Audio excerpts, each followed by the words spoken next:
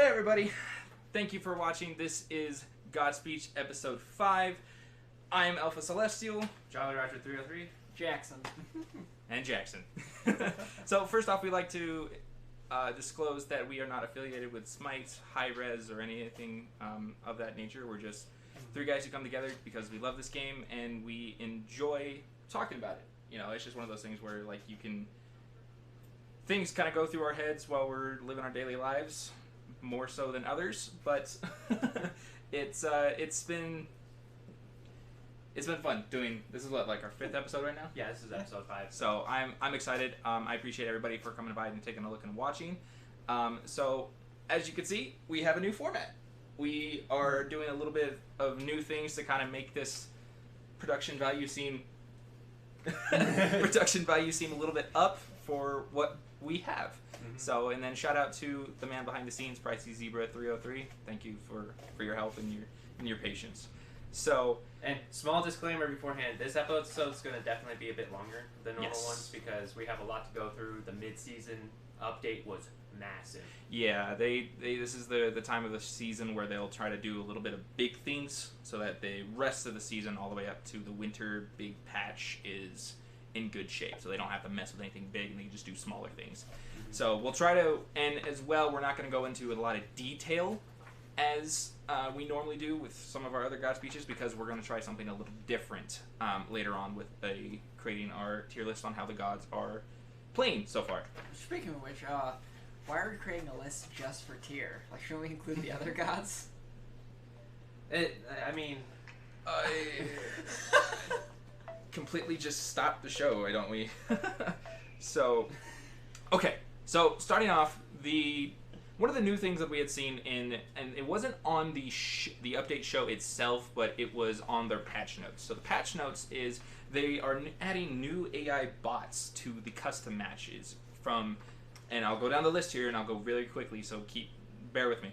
So we got Achilles, Agni, Opwash, Amaterasu, Onher, Baron Samdi, Bellona, Kurnanos, Chalk, Kronos, Discordia, Erlang Shen, Ganesha, Hoyi, Izanami, Kumbhakarna, Mercury, Najah, Nemesis, Nuwa, Odin, Osiris, Poseidon, Ravana, Robin. However you want to pronounce it. Susano, Sylvanas, Terra, Vamana, Vulcan, Jingchen, Zhang Kui. Those are all going to be new bots in the co-op or custom matches that you guys play. I'm honestly looking forward to this because I've been wanting some new bots so I can practice against because I'm especially feeling some hate from Poseidons. I just keep getting hit in whirlpools and getting krakened, and I cannot deal with it. So I need to find a way around it in practice. I will say, like, we don't really play with bots a whole hell of a lot. So you mentioned this to me, I was like, oh shit, they don't have all the gods available in that? That's a thing? Yeah, I know. They have like maybe Like 8 or 10. Yeah. It's not very many. Some of the original gods that were in the game, other than, like Zeus, but things that are like felt like you could kind of play around and easily counter.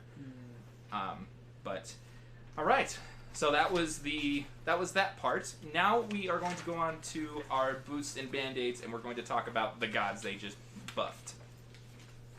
So for the first, we start off with our hunters, and we're going into Muzen Cobb, and they kind of nerfed him a little bit just so that they can decrease the amount of roles that he's playing in Conquest. But for the community's sake, thank God, because he's been doing a lot of damage, and I've been playing a little bit more at Muzen Cobb, and I will say that is definitely needed. He's doing way more than he should be. Yeah. Onher's been a little bit unseen, so he needed to be boosted.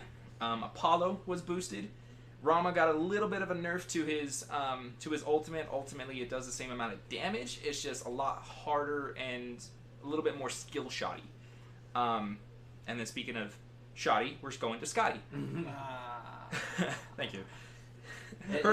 She's got a little bit of a rework for her ultimate, where you can now yeet Kaldir across the lane. And we mean yeet. Yeah, you throw him like he's a ballistic missile.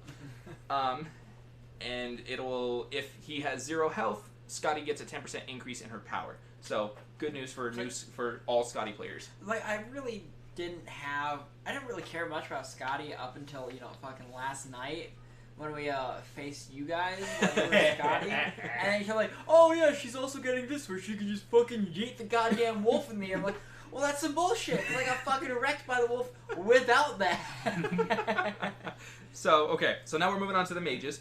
We're going Freya. She's been freaking Band-Aid for who knows how many times at this point. Dude, yeah, she's been nerfed so many times. Like, every update show since a while ago. Like, a long while ago.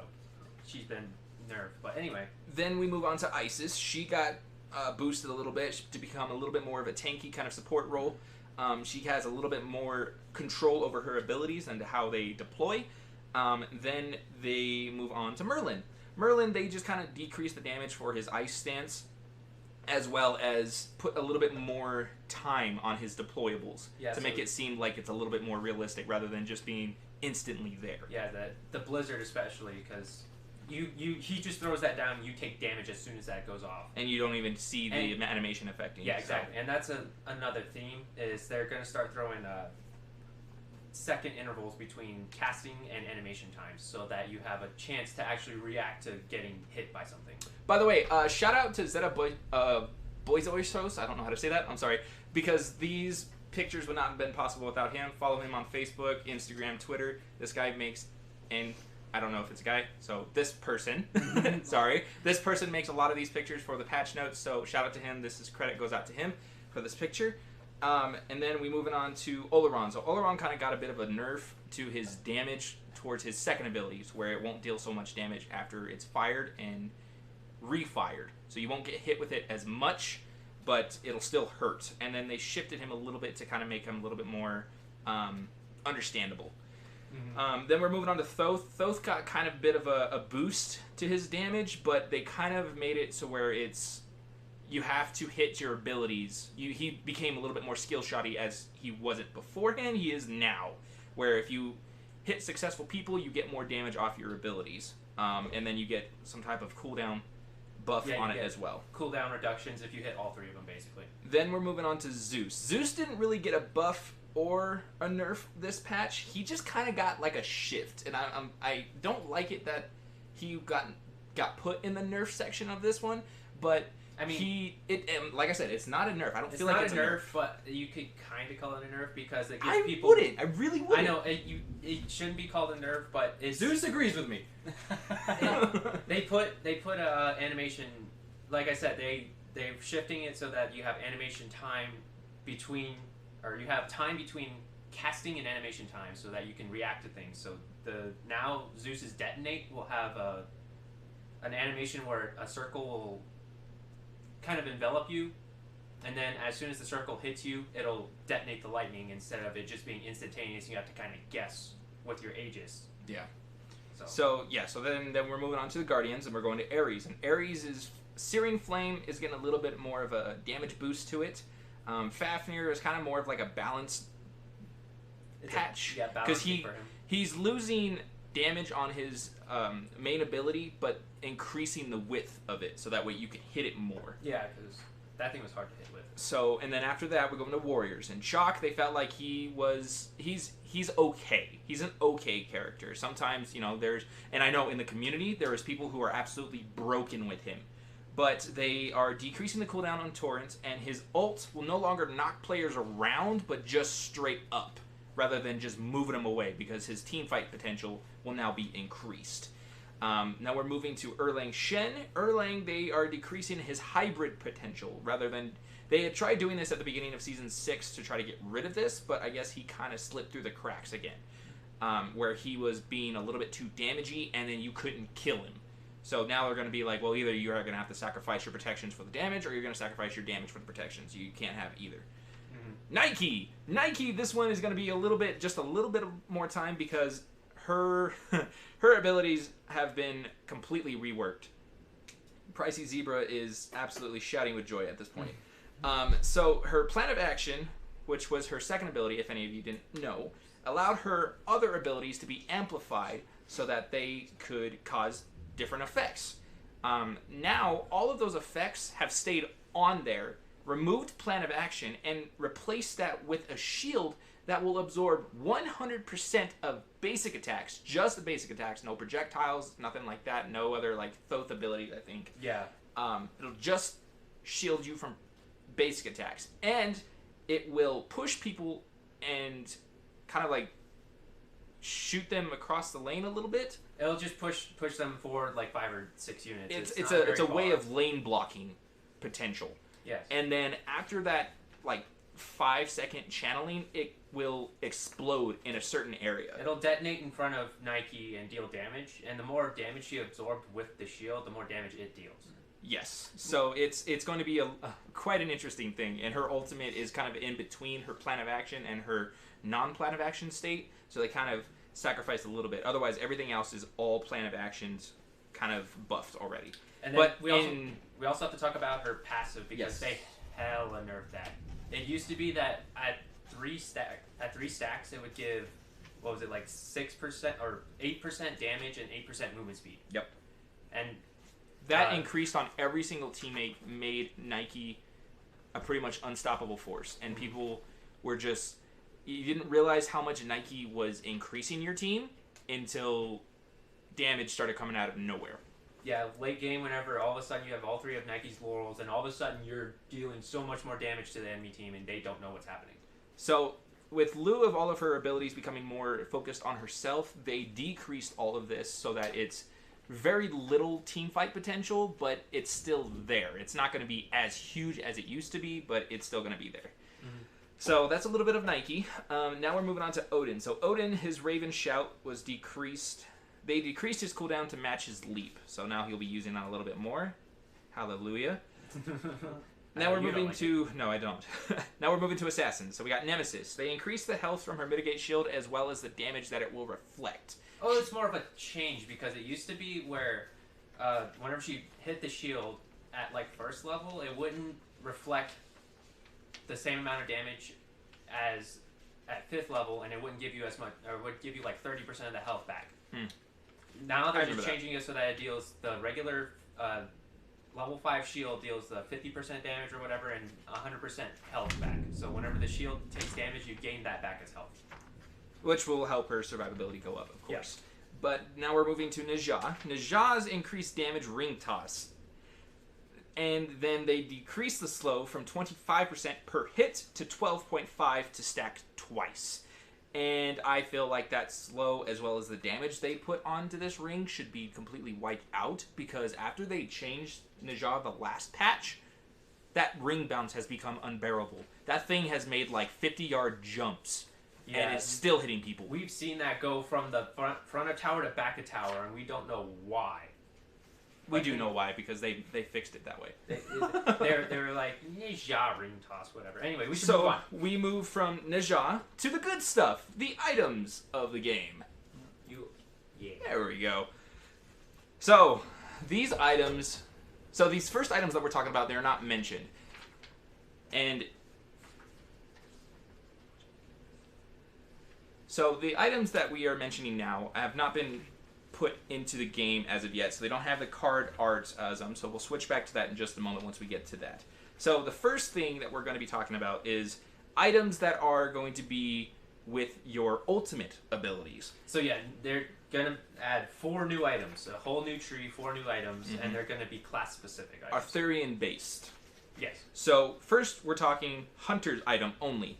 Fail Not. 20% cooldown reduction, plus 45% physical power, plus 25% critical strike. And the passive is, after you finish casting your ultimate ability, your next ability, cast within 5 seconds that damages an enemy, marks them, increasing the chance they will be critically struck by 15% for 10 seconds, and can be triggered every 45 seconds. Now, this ability, it may sound a little bit confusing, but the only way to get this ability or this effect to go off is if you hit the ability, you pop your ultimate, so say Neath ult, and then you hit with the basic attack afterwards. Then that will mark them. Otherwise, you can't get that effect just by ulting. You have to get a basic attack into it. And that critical strike percent will affect your entire team. So Guardians can critically strike. Mages can critically strike. Warriors can critically strike. So everybody has a chance to 15% critically strike. And there's a theme with these items.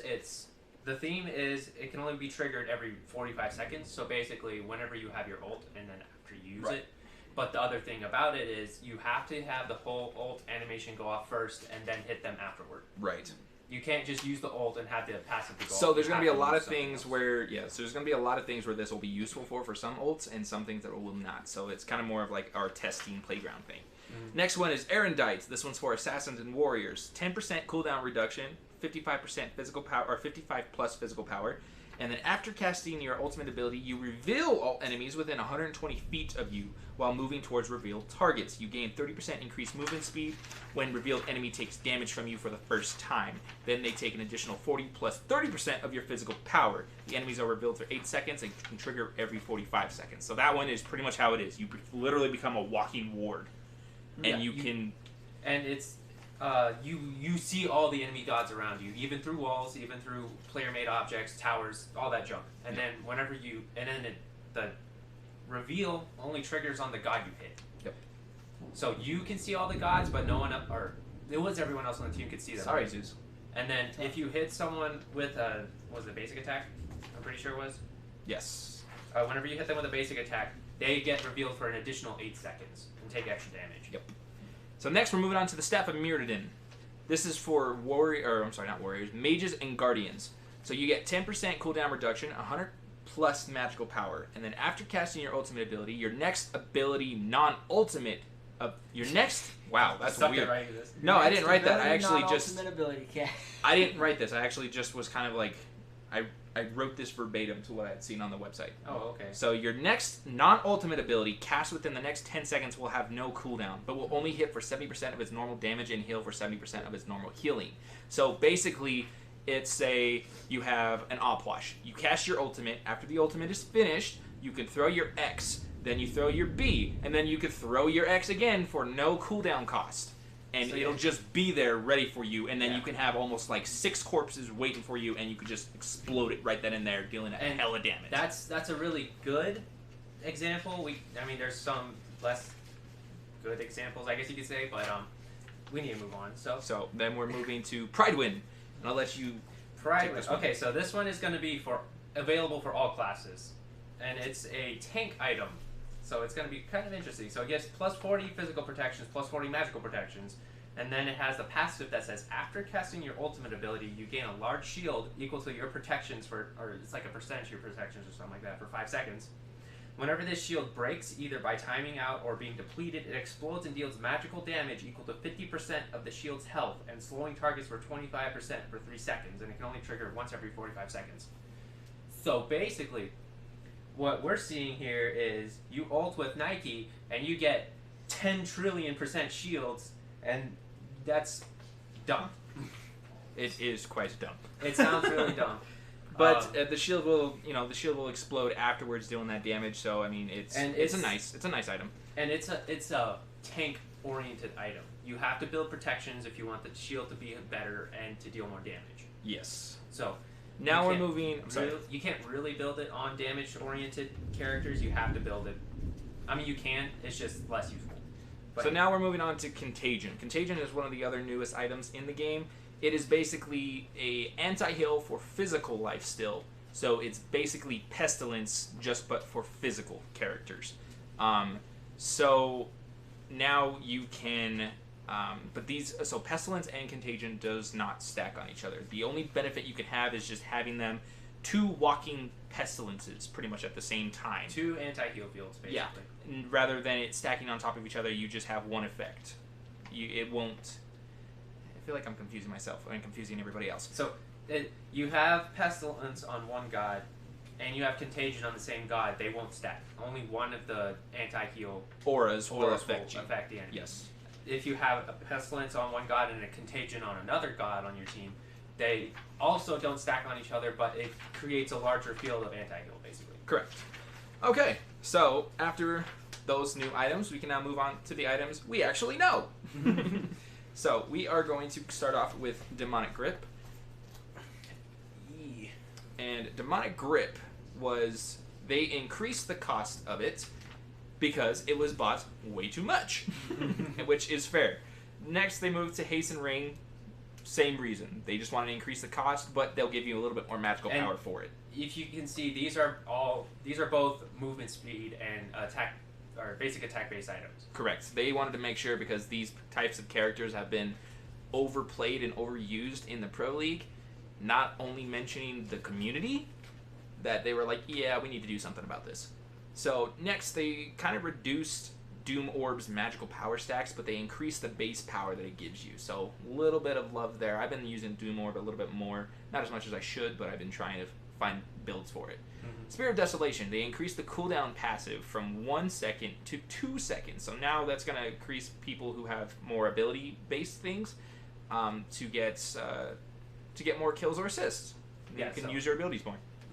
So now, E-Staff, Ethereal Staff, they just increase the stats that you can steal from people because this item is hella broke. Jay's Emperor, nobody buys this item, but they wanted to make sure that if it has been bought, you will receive increased health due to it. Hasten Katana, they increase the cost to 2,500 gold. Teleria, they decrease the power from 20 to 50.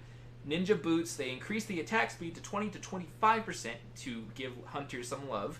Wind Demon, they decrease the cost. Archival, they decrease the cost on that as well. Runic Shield, they increased health. Gauntlet of Thebes, they decrease the cost and increase the health to 275 to 300. Bulwark of Hope, they reduce the cost, increase the health. Talisman of Energy, increase the passive from 8 to 10 seconds to help bring team fights. Then Relic Dagger, they increase the relic cooldown from 30 seconds to 40 seconds. And a lot of these items that they decrease the cooldown or added a little bit of stats is because they haven't seen people use them and they want to see people use them. Yes, that was mainly one of the reasons why they wanted to do this. So that is all the items for this update. So now we're going to move on to something a little different. The reason why we blew through this so quickly is because we are going to generate a tier list. And this tier list is going to deprive of gods that have been very prevalent, at least in our community, on how we feel. So this is completely, I won't say entirely biased, but it is within what we feel has been overplayed, overused, and doing very well in the community. Not just ranked or the Pro Leagues. Although there are 3 gods missing, it'd be Oleron, Horus, and Set, just because they were the newest gods and they weren't added to this list that we have. Correct. So if we can go ahead and get that tier list up, that would be great. And we've been wanting to do this since episode 1. Yes. But we tried at episode 1, remember that? And then we kind of like, oh, this is gonna go way too long. Yes. But we're gonna do that now, so that's why the episode is probably gonna take a bit longer. All right. So first, we're gonna start off alphabetically, because this is a lot of gods. 100, at least 100 gods. 100. Yeah, 100. It's gonna be 100 because Horus, Set. No, Jormungand is 101, I think. Yeah, Jormungand's are on there. So 101. So we'll try to make this quick, but bear with us. So Achilles. I've been playing Achilles a little bit more, and I feel that Achilles is probably right around the A to S class, but I will say more in the A class. But that's just me. How do you guys feel? A sounds really good just because if you don't know how to build him, he can be really squishy. Yes. And if you don't utilize his passive correctly. See, I don't really see Achilles used too horribly often more than anything. Yeah. And also, he really works well for the A class because A stands for Achilles. Thank you, Jackson. Agni. Agni I could put in the A class as well, only because he is very relevant in a lot of games. His stuns and his dash is what make him very survivable and very easy to use in like Conquest and Joust. It's just a lot of early pressure, a lot of heavy damage. I fucking hate those stuns. I'm so horrible about like, oh, I'll buy purification beads? Cool. Let me just never use them. It just gets it off too quick. And there's also the downside of that is if people don't understand how the stuns work or how his dash works, he can be kind of hard to use and very easy to he kill. could be a very challenging enemy for somebody who knows actually how to pop those stuns off, especially for somebody who knows how to do the ult Noxious Fumes and then stun everybody in the frickin' lane. And nobody knows what the hell just happened. Yeah, or he throws his wave and then throws out the Noxious Fumes afterwards. At the still last detonates. second. Yep. It still detonates because technically the animation time was different. Yep. But anyway, AMC Amusin Cobb. Amusin Cobb, I'm throwing that fool in S class because he is insane. He is insane. For the least mobile hunter in the game, he has the most damage and the I lost words. Just increased survivability. It is ridiculous how much this guy can deal this much damage in one lane. It's crazy, and like we showed you on the boost and band-aids, he's gonna be nerfed because he's doing so well right now. So hopefully this will throw him like in the B or A class, so that where he's not dominating the field goal. Get Crab Boy out of there. I'm losing Crab. Opwash. Opwash, I think, deserves to be in the A because he is a relatively easy character to use in either Conquest and Joust. I'm not gonna say Arena because we don't play Arena all that much. Very much. We don't play Clash all that much, but we normally are in Joust, Assault, and Conquest, and I feel like right there that's kind of like the biggest ones to play other than Arena. Mm-hmm. So Opwash is a lot of damage, easy to use. He can zone out an entire field of the map, ridiculous, and players who know how to play him can abuse his powers, and it's ridiculous. Yes, it is. Honestly, I've been playing as him a little bit lately, and I would put him in S class, except for the fact that it is so goddamn hard to see those stupid fucking corpses on the ground. It's like, oh, we've got like, the entire fucking team here. Where's the goddamn corpses? I don't know, let's just throw the A down somewhere. That didn't hit anything? Cool, I guess I'm fucking useless. And since Opwash is very not mobile, all of his abilities are oriented on damage. It is pretty easy to ambush him and kill him if he can't get anything off on you. Right, So. but a lot of good Opwash players will utilize that to their fact, and they'll be like, well, I already have Chronos Pendant on. I just used both of my things, didn't detonate it. I'll just kind of walk to my corpses, and people come to me. I'll just blow that up and then hit them again, or ult and walk away. All right, Amaterasu. I'd say B class. B class. I've seen good Amaterasu players. I play Amaterasu pretty well. The thing is, if you don't know how to play Amaterasu, it could be really challenging because she doesn't have very many damaging abilities. No, but so she is damage, but not in the damage you think. She is more a basic attack warrior, where her basic attack is what's going to be causing you a lot of the damage. So you're going to be doing like Hasten Katana, Quinn's Size, Executioner, and then your protections on top of that, and then whatever mitigations you can build. Literally unkillable at that point because you've got the increased power for her buff, her passive buff, her passive switch, and then her increased movement speed, which means she can chase down pretty much every freaking buddy. Mm-hmm. And then her ultimate allows her to kind of stun an entire team. Yeah. So I mean, she should be in an A class, but her B class. Oh no, fix it. But because her basic attacks are so, you have to get so close to people, and a lot of the people who are playing these gods. You can already see there's 3 people already in the A class. And we're not even done with A yet. Yeah, there's 3 people in the A class who already have stuns who get close to people. You almost can't just get in, do her damage, and get out and walk away, survive, and live. Yeah. So, right. on her. I'd have to put him in the B rank. I mean, he could easily go in the A rank. No, I would say either C or B. I'm leaning more towards C because I've been playing on her a lot, and it's just I think that animation timing that we were saying, I think that's really affecting him right now. And they're fixing it. He's going to be in the C rank. But I want to say C rank. I would definitely say C rank too. Because I mean, like we had I think it was Yumi and fucking Price Zebra over there that we had a big fucking problem with the on her. We were playing with the match earlier today. And I mean, later game he just fell off. And he was doing so well early game, mid game even, and then late game it's just kind of like, oh, I just ambushed this dude who was murdering me at the beginning, and he's not much of anything at this point. Yeah, I've been playing on her. I've noticed that his abilities are like it's mainly just to keep people away from him, and then. Because it's kind of like to shut people. It's kind of just to keep people locked down in one location, get them stunned, and then your main damage is going to be your ultimate. Your ultimate and your basic attacks, because his passive works off his basic attacks, and he's a basic attack hunter. You can't really use his abilities; they're all for utility. Yeah, and if you're not moving through that, if you're not building that direction, you're going to have a hard time with him. Mm-hmm. So that's why I'm putting him in the C class. I mean, good on her players can easily move up to the A to S class. But where you at? All right, Anubis. Anubis, I would probably put in the B or A range. I would say probably B. He's a bit closer to B because I mean he is an easy god to learn. Yes, but very easy to counter. He's very easy to counter. He's not mobile at all. He has the one stun, which he can, if you're good at aiming, can get off and get away from people. But he's not mobile, and if you know what his passive is, which is more lifesteal and power from the lifesteal, you can counter him pretty easy with like Cursed Onk or Pestilence or Beat Stick or Divine Ruin. And it hurts me to put Anubis in the B because that's my boy. You know, I play Anubis like he's going out of style. But it's just, you know, because when you're fighting, I have so many matchups where I fought Opwash. And early game Opwash completely destroys Anubis. And it can't. It's not, that matchup is so bad that you cannot get your foot underneath you. And you can't get any momentum.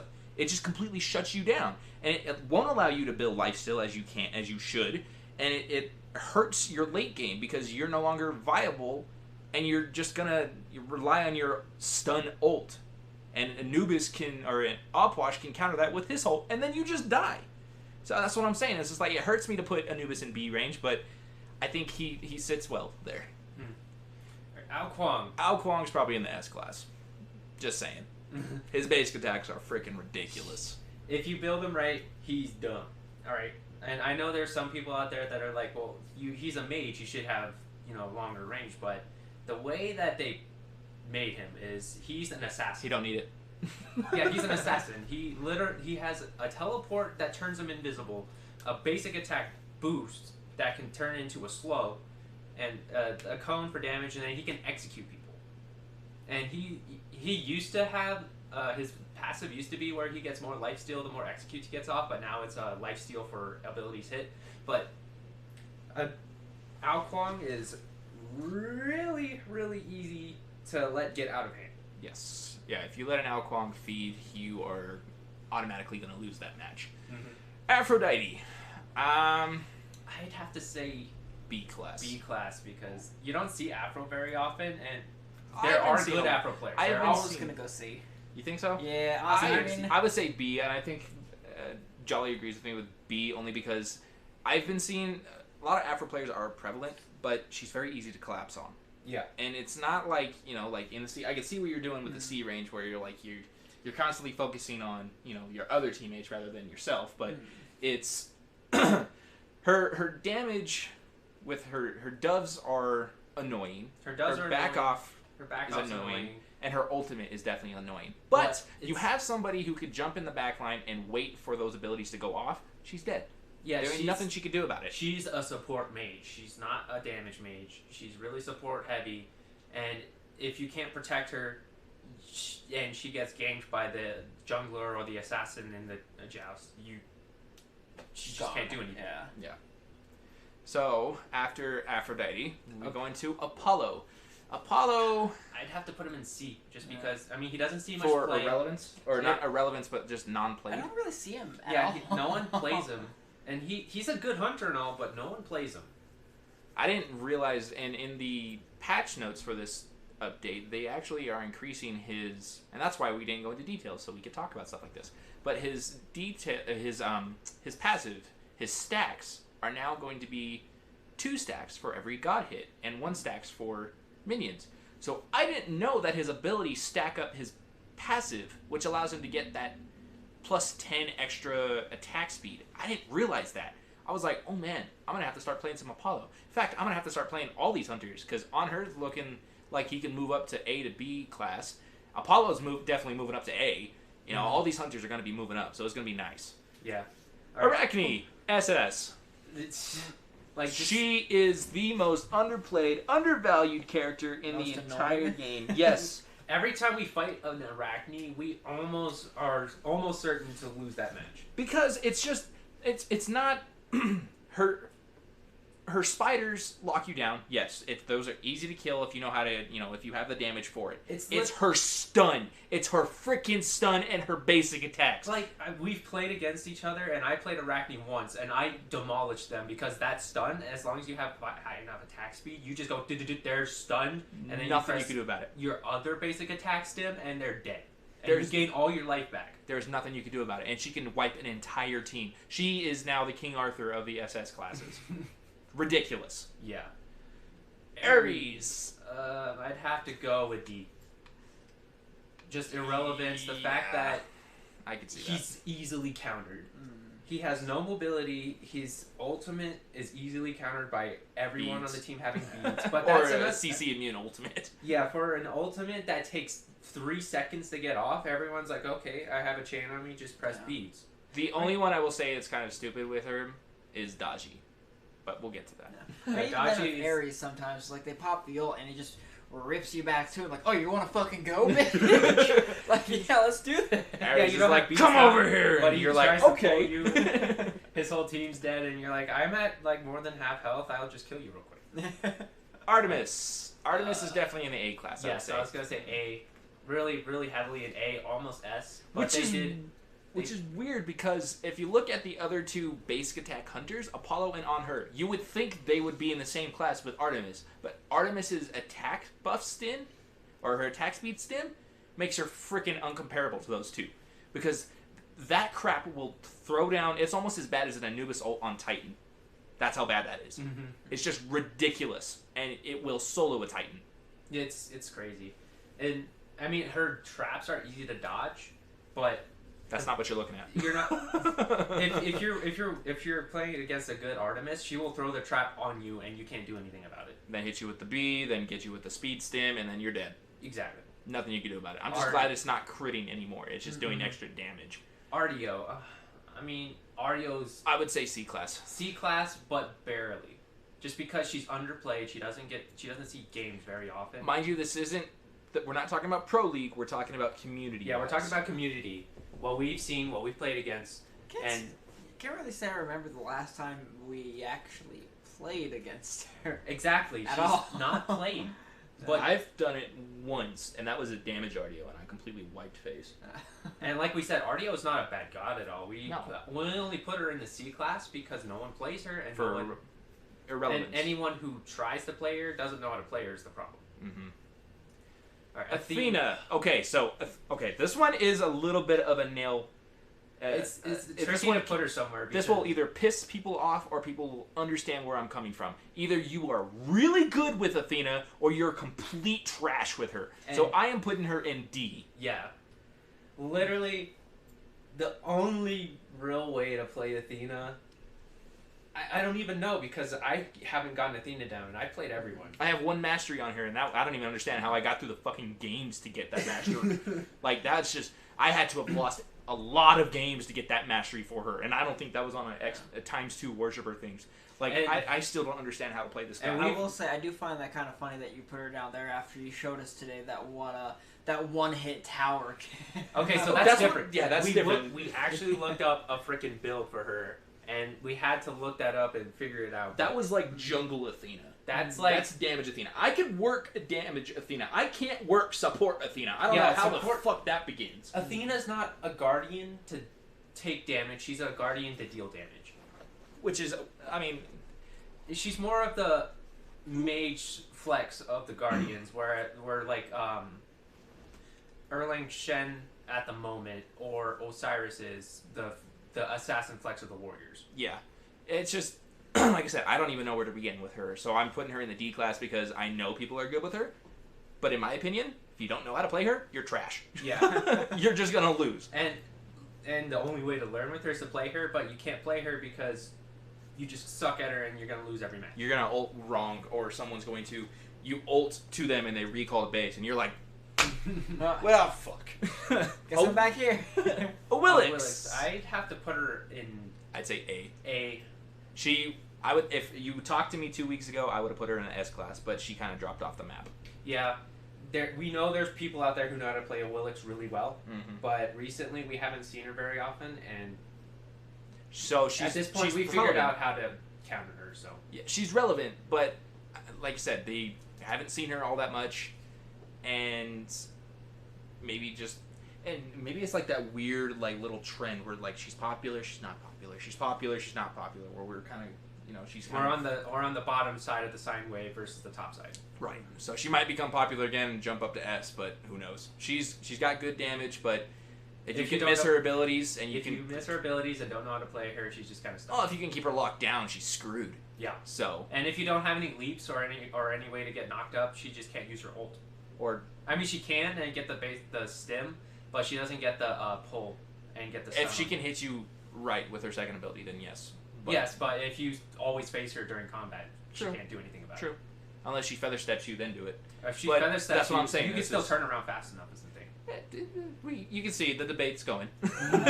I'm like, Bacchus. We could throw in the A rank pretty easily because we have a Bacchus main here. I was gonna say, but I was ready to fight you guys for at least that A rank. Like Bacchus is easily A rank just because you don't need very much skill. Oh my god, I think it's a really good balance between like tankiness and damage. Like I was gonna say, I thought that was gonna make you go like, well, excuse the fuck out of me. I don't remember if it was me and you or what, but me and someone else was playing. He was pointing at Pricey Zebra for you don't know it. Yeah, Pricey Zebra's behind the camera over there, but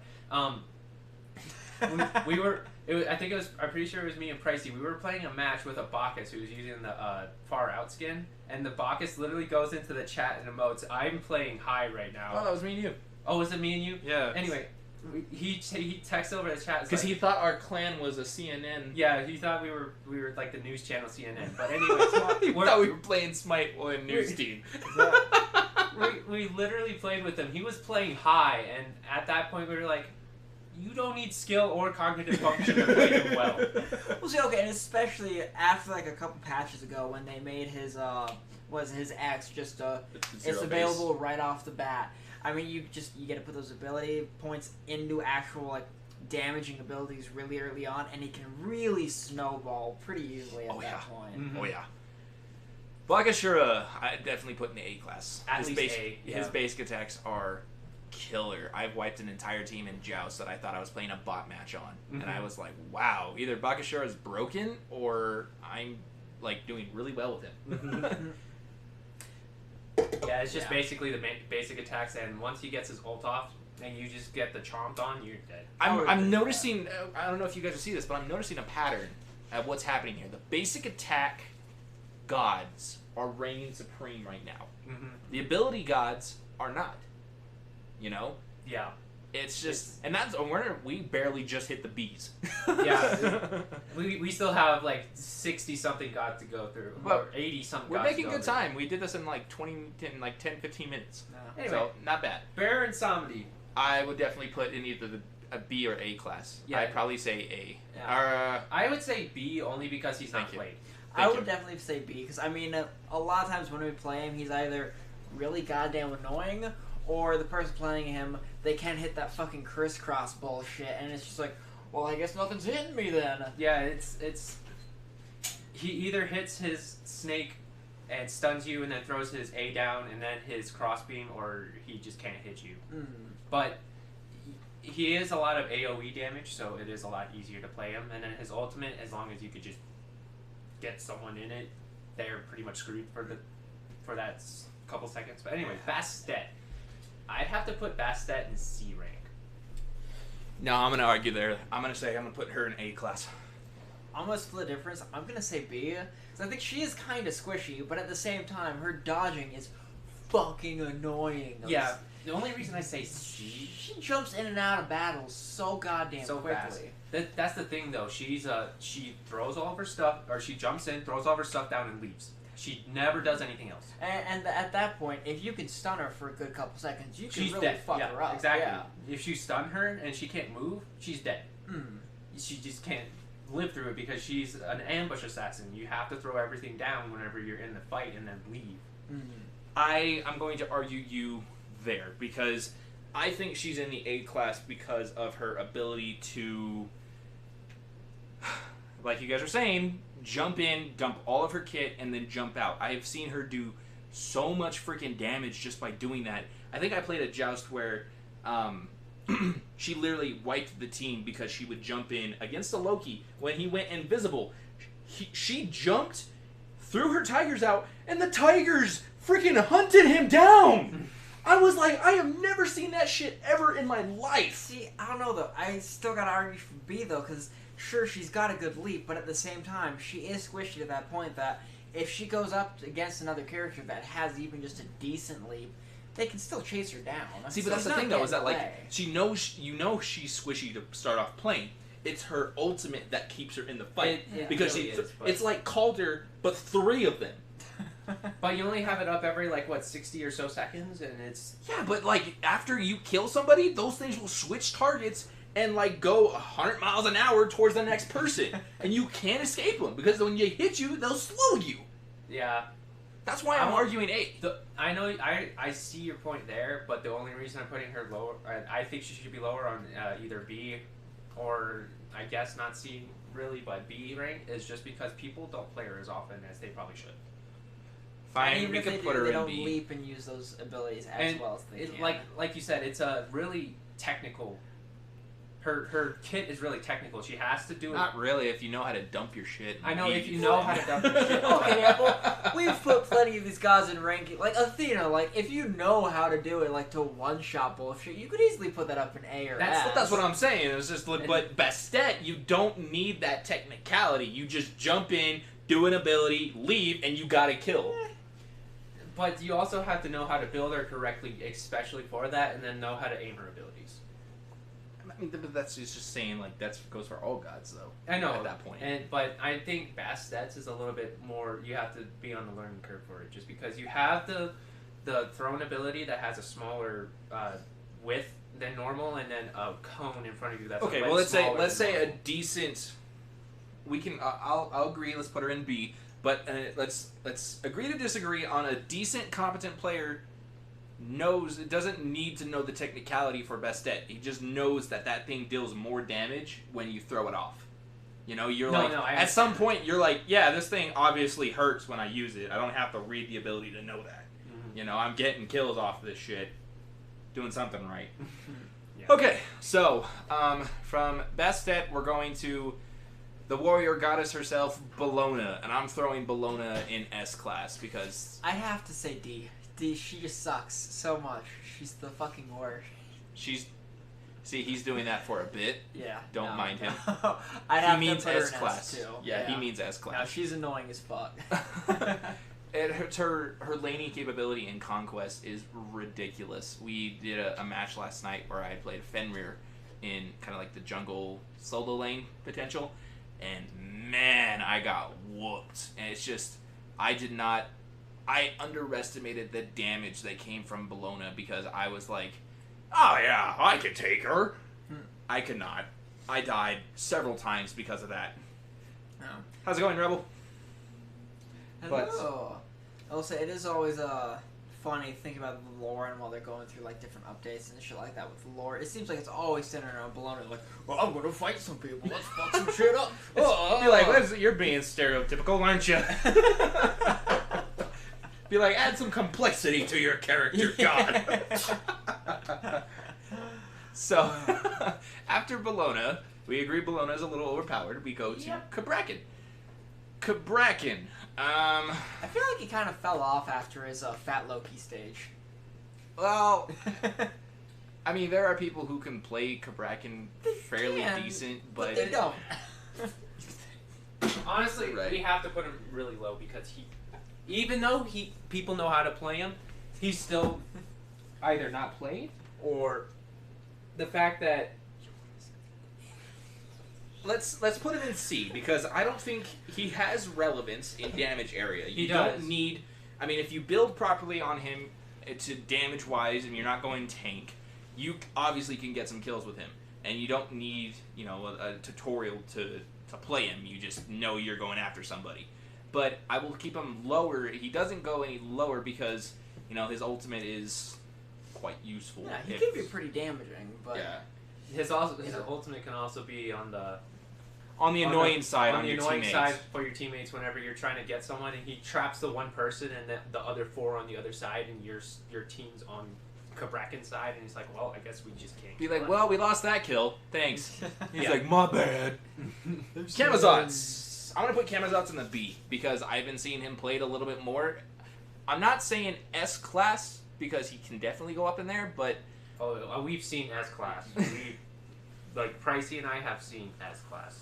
I've seen some pretty good Camazotz, and it's ridiculous. That one Camazotz that Pricey and I fought was like double S class, honestly. But I will say, well, okay, so maybe let's move him up to A, because I think that he has enough merit on its own to put him into A class, because people are using him as a solo laner. Mm.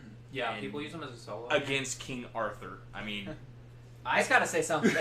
Seriously. I've actually fought a Camazotz in solo lane. Was he on good? Conquest, but that was a long time ago, and he was not very good. But that was a long time ago. I think that was before Camazotz had some of the boosts that he had recently.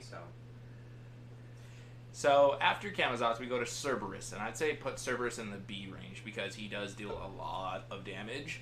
His ultimate is very prevalent, and he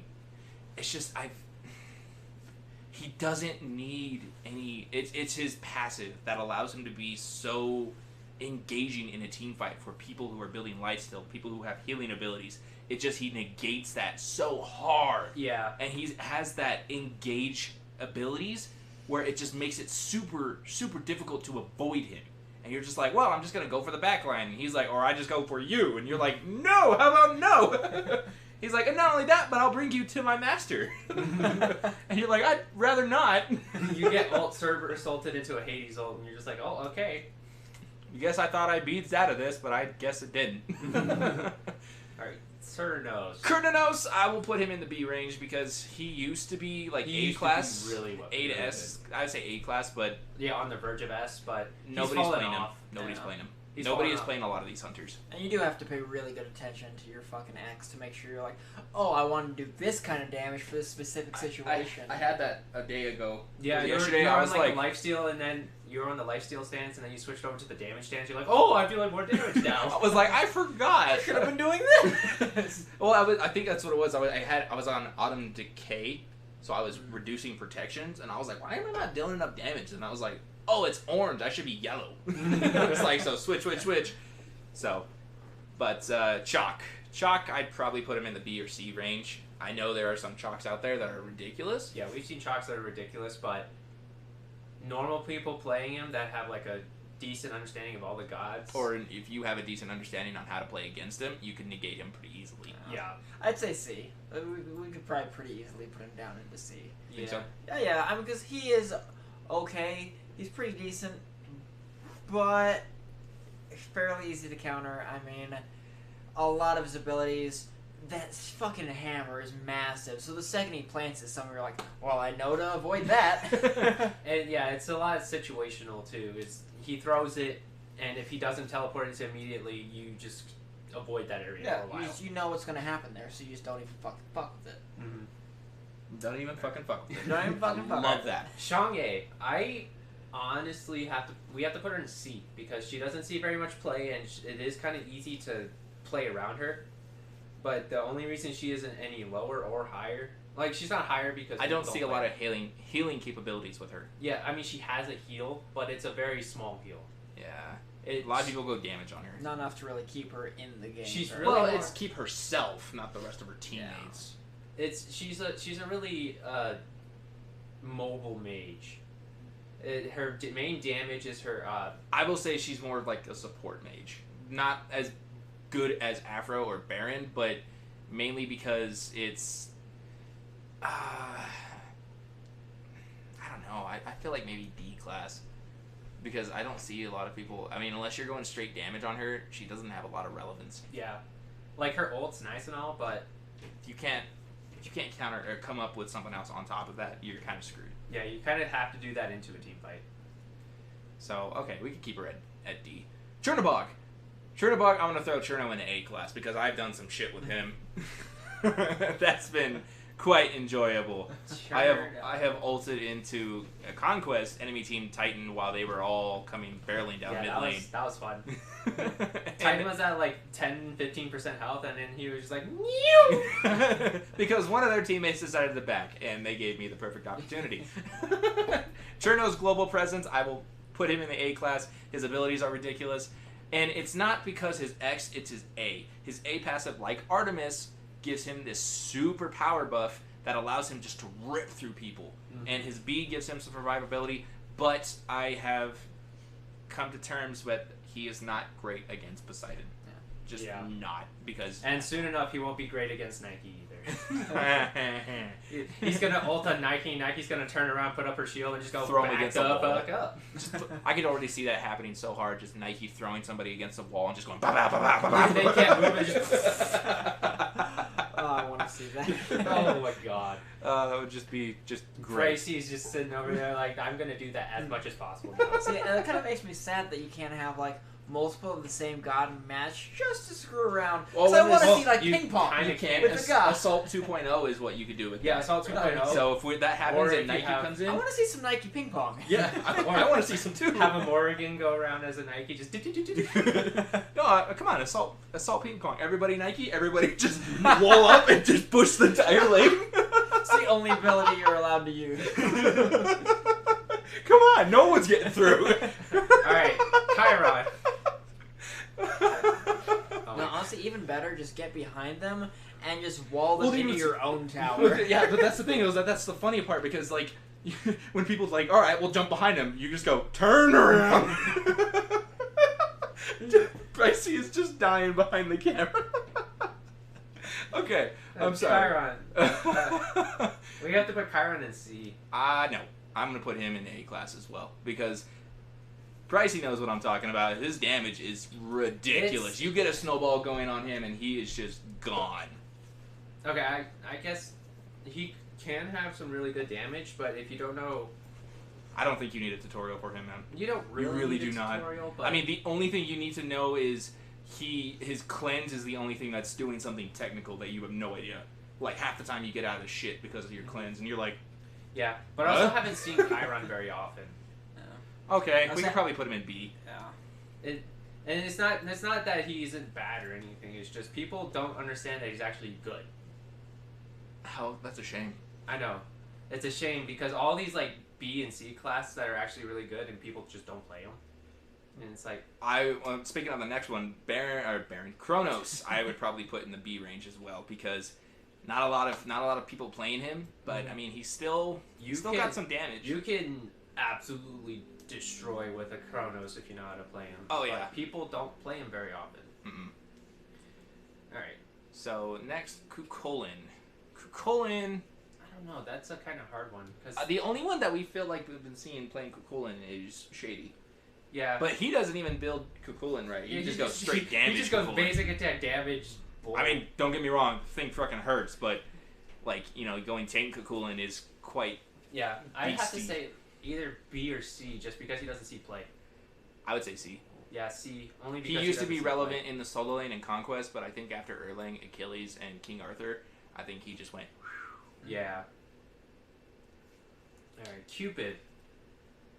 C class. Yeah. Yeah. C. It's a C at the most.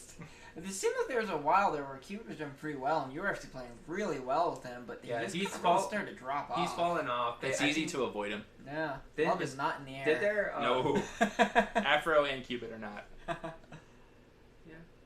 Yeah, I don't know. It's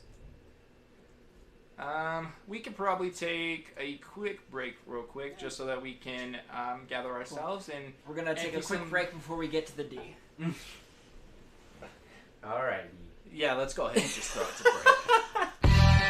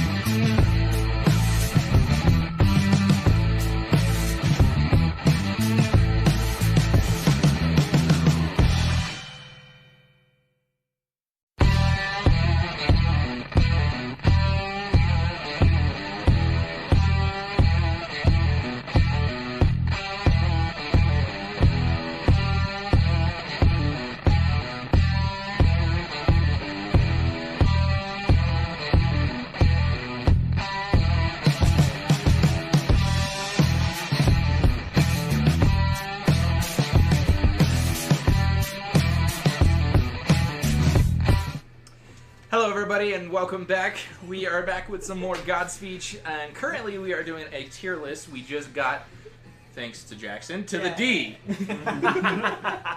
Gotta hop on that D.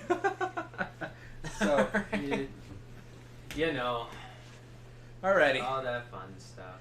So Yeah, okay. we left off with who did we last leave off with? Cupid. Yeah, we we're in Dodgy finished now. Cupid and now we're on Daji. Daji. I've seen I personally haven't really seen her play a lot. I've seen some pretty good Dajis.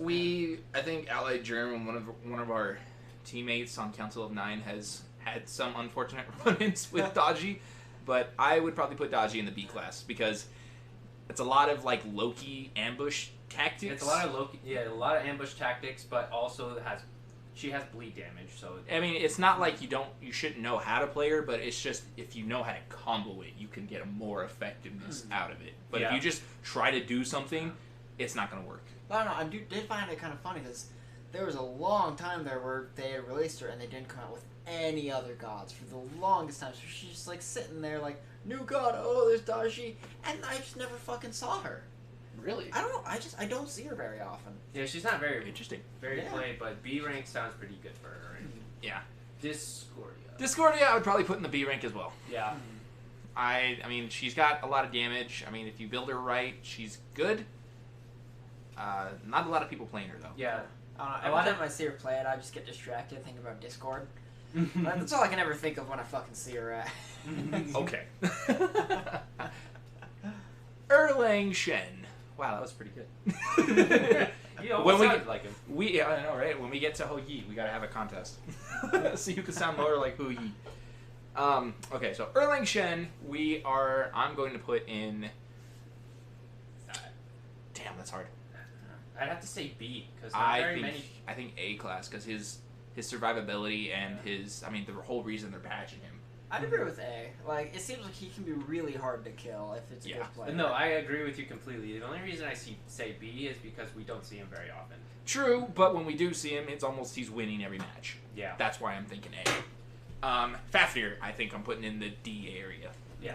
Because I don't see him all that much. We don't see him, and he is getting a little bit changed, but also people don't really... I guess people just don't really like playing Fafnir. It's mainly in the Pro Leagues where you're going to see him more relevant because the pros know how to use his kit better than we do.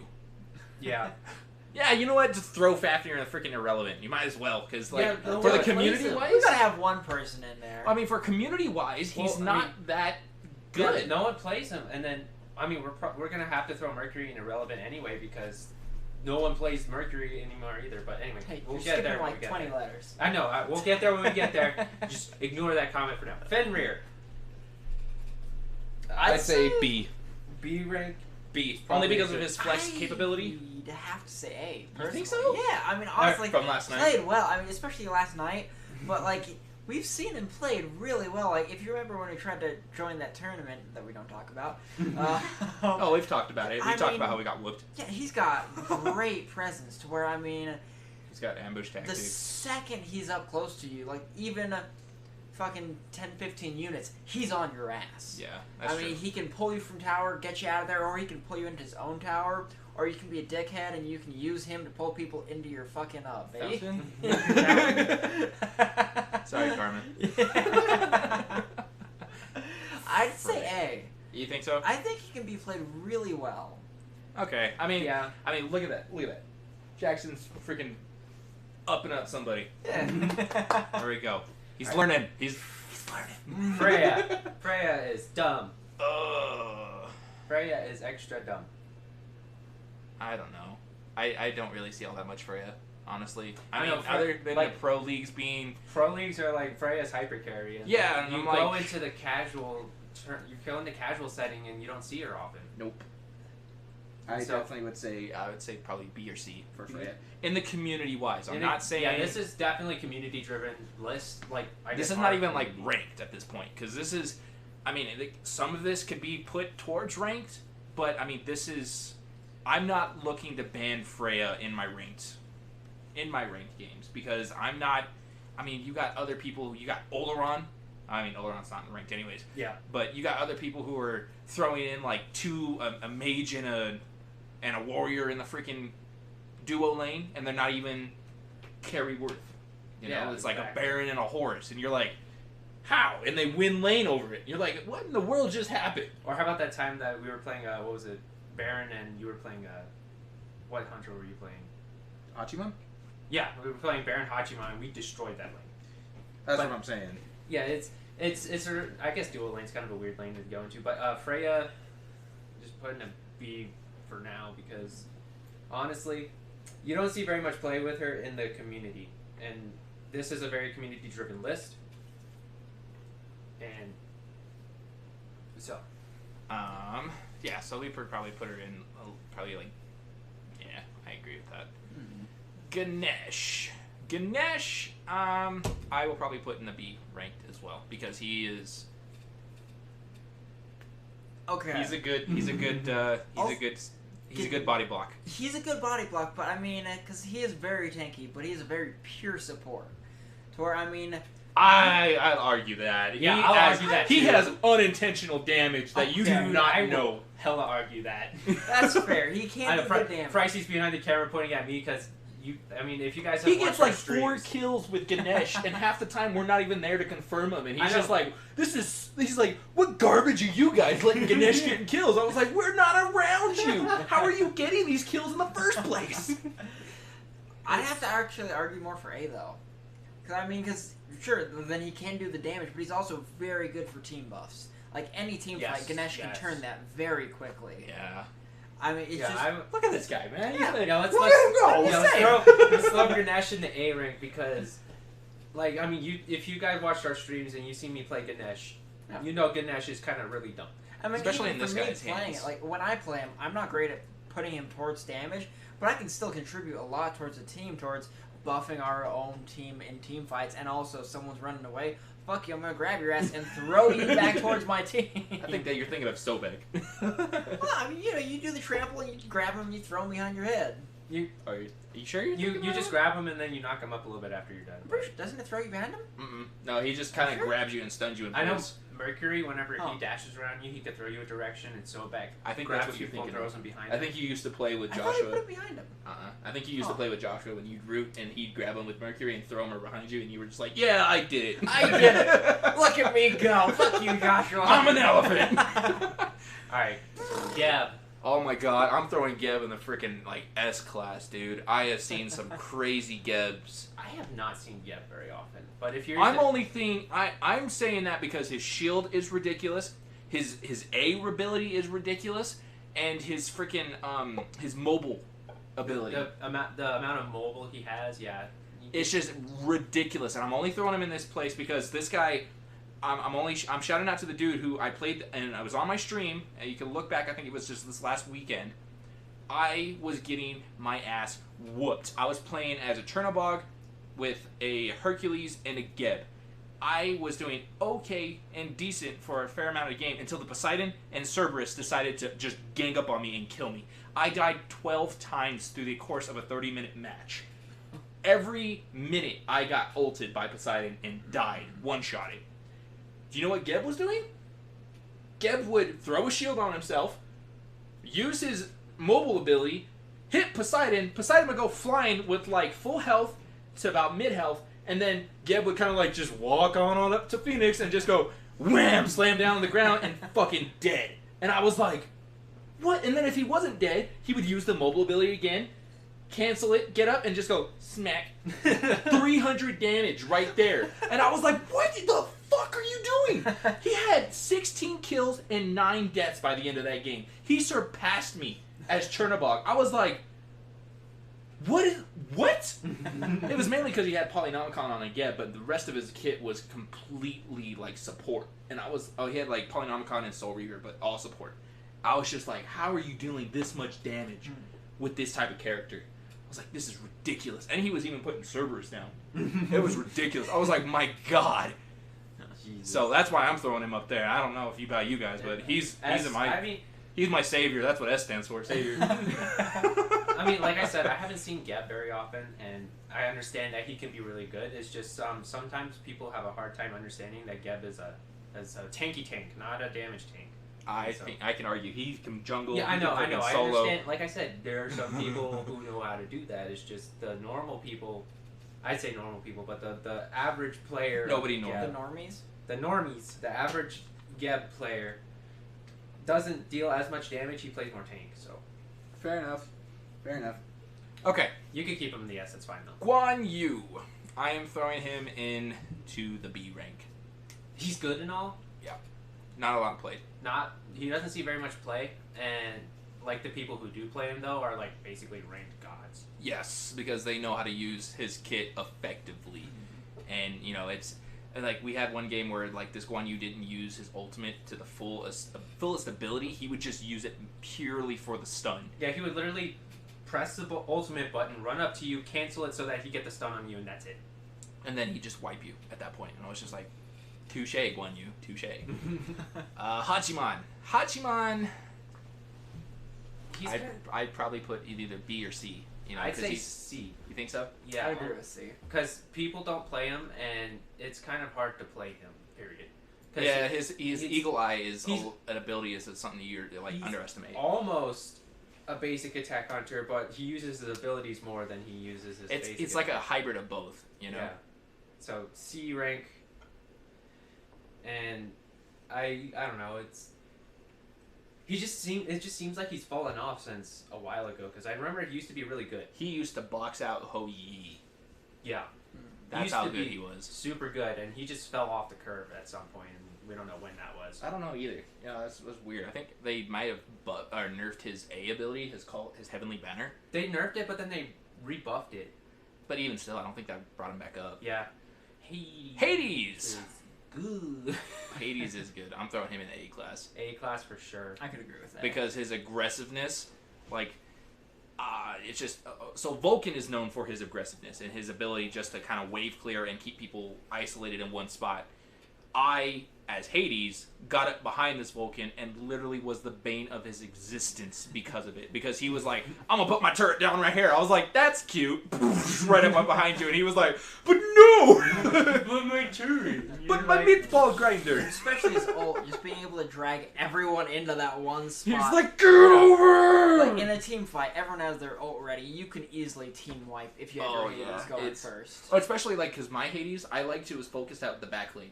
Because I know the tanks are going to be able to walk away from it. But if I can get the damage dealers in the background, the tanks are going to be like, well, fuck. And it's so easy with Hades, too, because you just go underground and all of a sudden you're on them. It's so funny when Guardians or Warriors, the frontliners, try to aggro you. Because you're like, oh no, they're getting me. Dash right behind to the backliners, and the backliners are like, fuck, you were supposed to get him. Like, if you don't have a leap, you're not getting out of that ult. Nope. You just aren't. Or unless you beads it, but then at that point, you're still getting damage done to you. Yeah. So... all right. Kibo. So, Hebwe.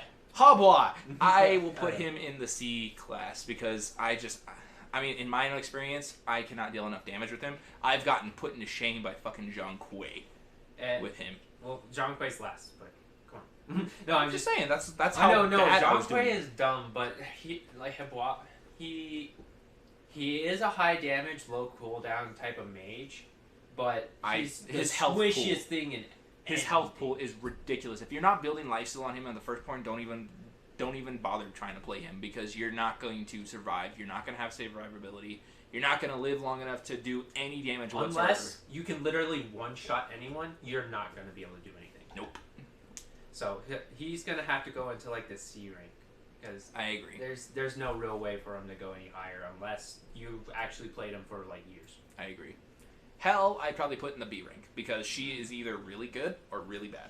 Or I mean, she's kind of in between. There's not an extreme version of her, and there's not like a garbage version. You can still play Hell decently. You're gonna be okay. You can either play the damage side or you can go support. If you know how to play both very effectively, you're in the freaking S class. Because I mean, you saw a game that I had recorded a clip on where I literally just kept my teammates alive and they did not die throughout the entirety of the game. Yeah, no, I remember that. And then not only that, I was like, I switch over to damage stance and kill a couple people, go back up, heal the rest of my teammates, get them out of shit, and then the rest of my team were like, "You're fucking awesome." I was like, I know. I know. Hera. I have not seen a Hera in so long. I've seen some Hera solo lanes that are the really only good. time I've seen Hera was last night when I played her. Yeah. But Hera solo lanes, Hera's I think, is good. Yeah, Hera's really good. I think she's a sleeper at this point. Yeah, she's a sleeper. She's really good, but no one plays her. Let's put her in the S class just because of the fact that she can solo an entire lane and cause a victory just because of Argus alone. Yeah, literally the only reason she can do most of the things she can is because of Argus, which is just overpowered. I mean, last night when I chased you, like that horrible match where we just got destroyed.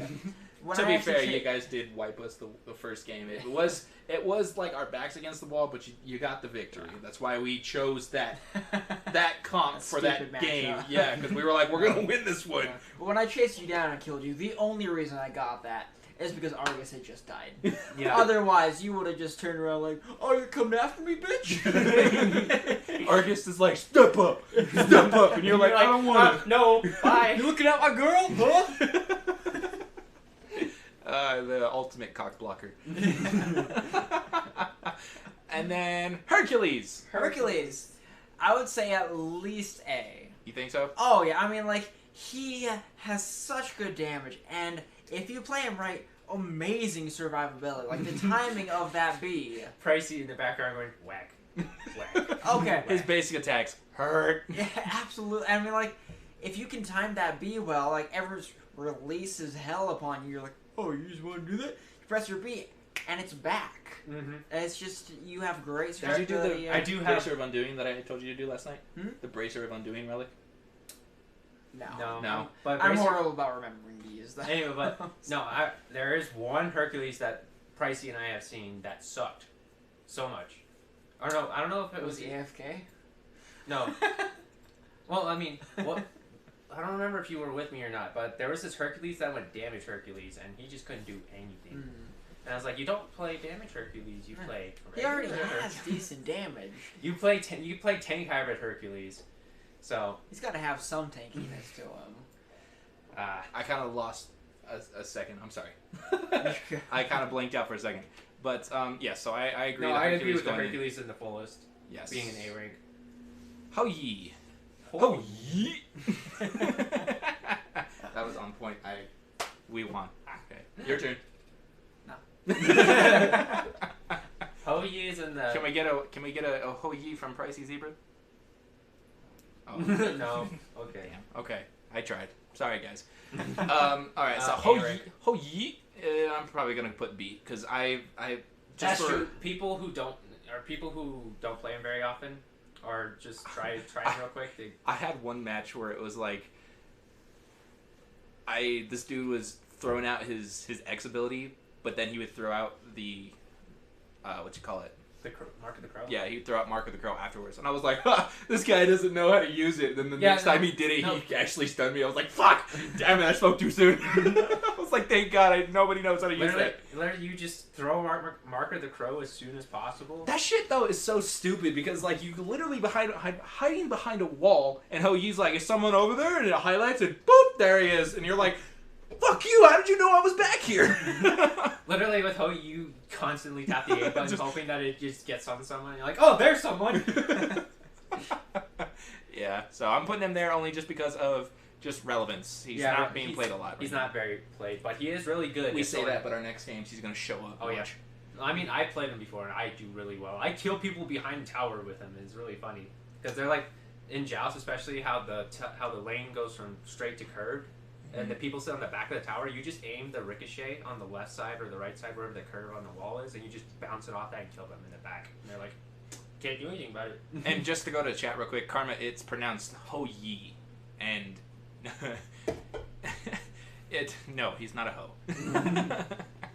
We was just saying it because in one of the casters for the SPL, they had a contest to see who could sound the most like Ho Yi. And they all were like, Ho Yeet. And someone went, Ho Yeet. So it's just a bit that they had, and I just wanted to continue it because Hunbats in the D rank. Think so? No. Really? I don't know. I think he's a sleeper as well. I think he's a sleeper too, but nobody plays him, and since nobody plays him, no one knows how to play him. No, that Fear No Evil, man, that's something. That Fear No Evil is a freaking, like, that's a game turner right there. I think he has to go into B at least because that, you know, his abilities are nice. They can jump in, and he's an ambush tactic. He's an ambush jungler, but his, like I said, his Fear No Evil, like, you throw that onto a Hades ult, and people don't know which way to go. No. You know, it's just, they're trying to run away, and they're getting pulled in.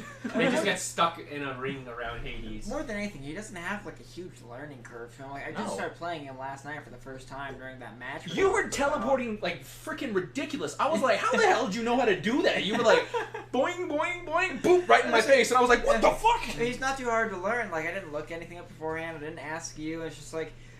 I started off really fucking horrible with him, but I started to, like, pick up really well as the game went on. Like, he's not too hard to learn and get to use decently. No, that's why I said he's like a sleeper. He's like a sleeper god. You know, like, he has the damage to be out there. He's relevant.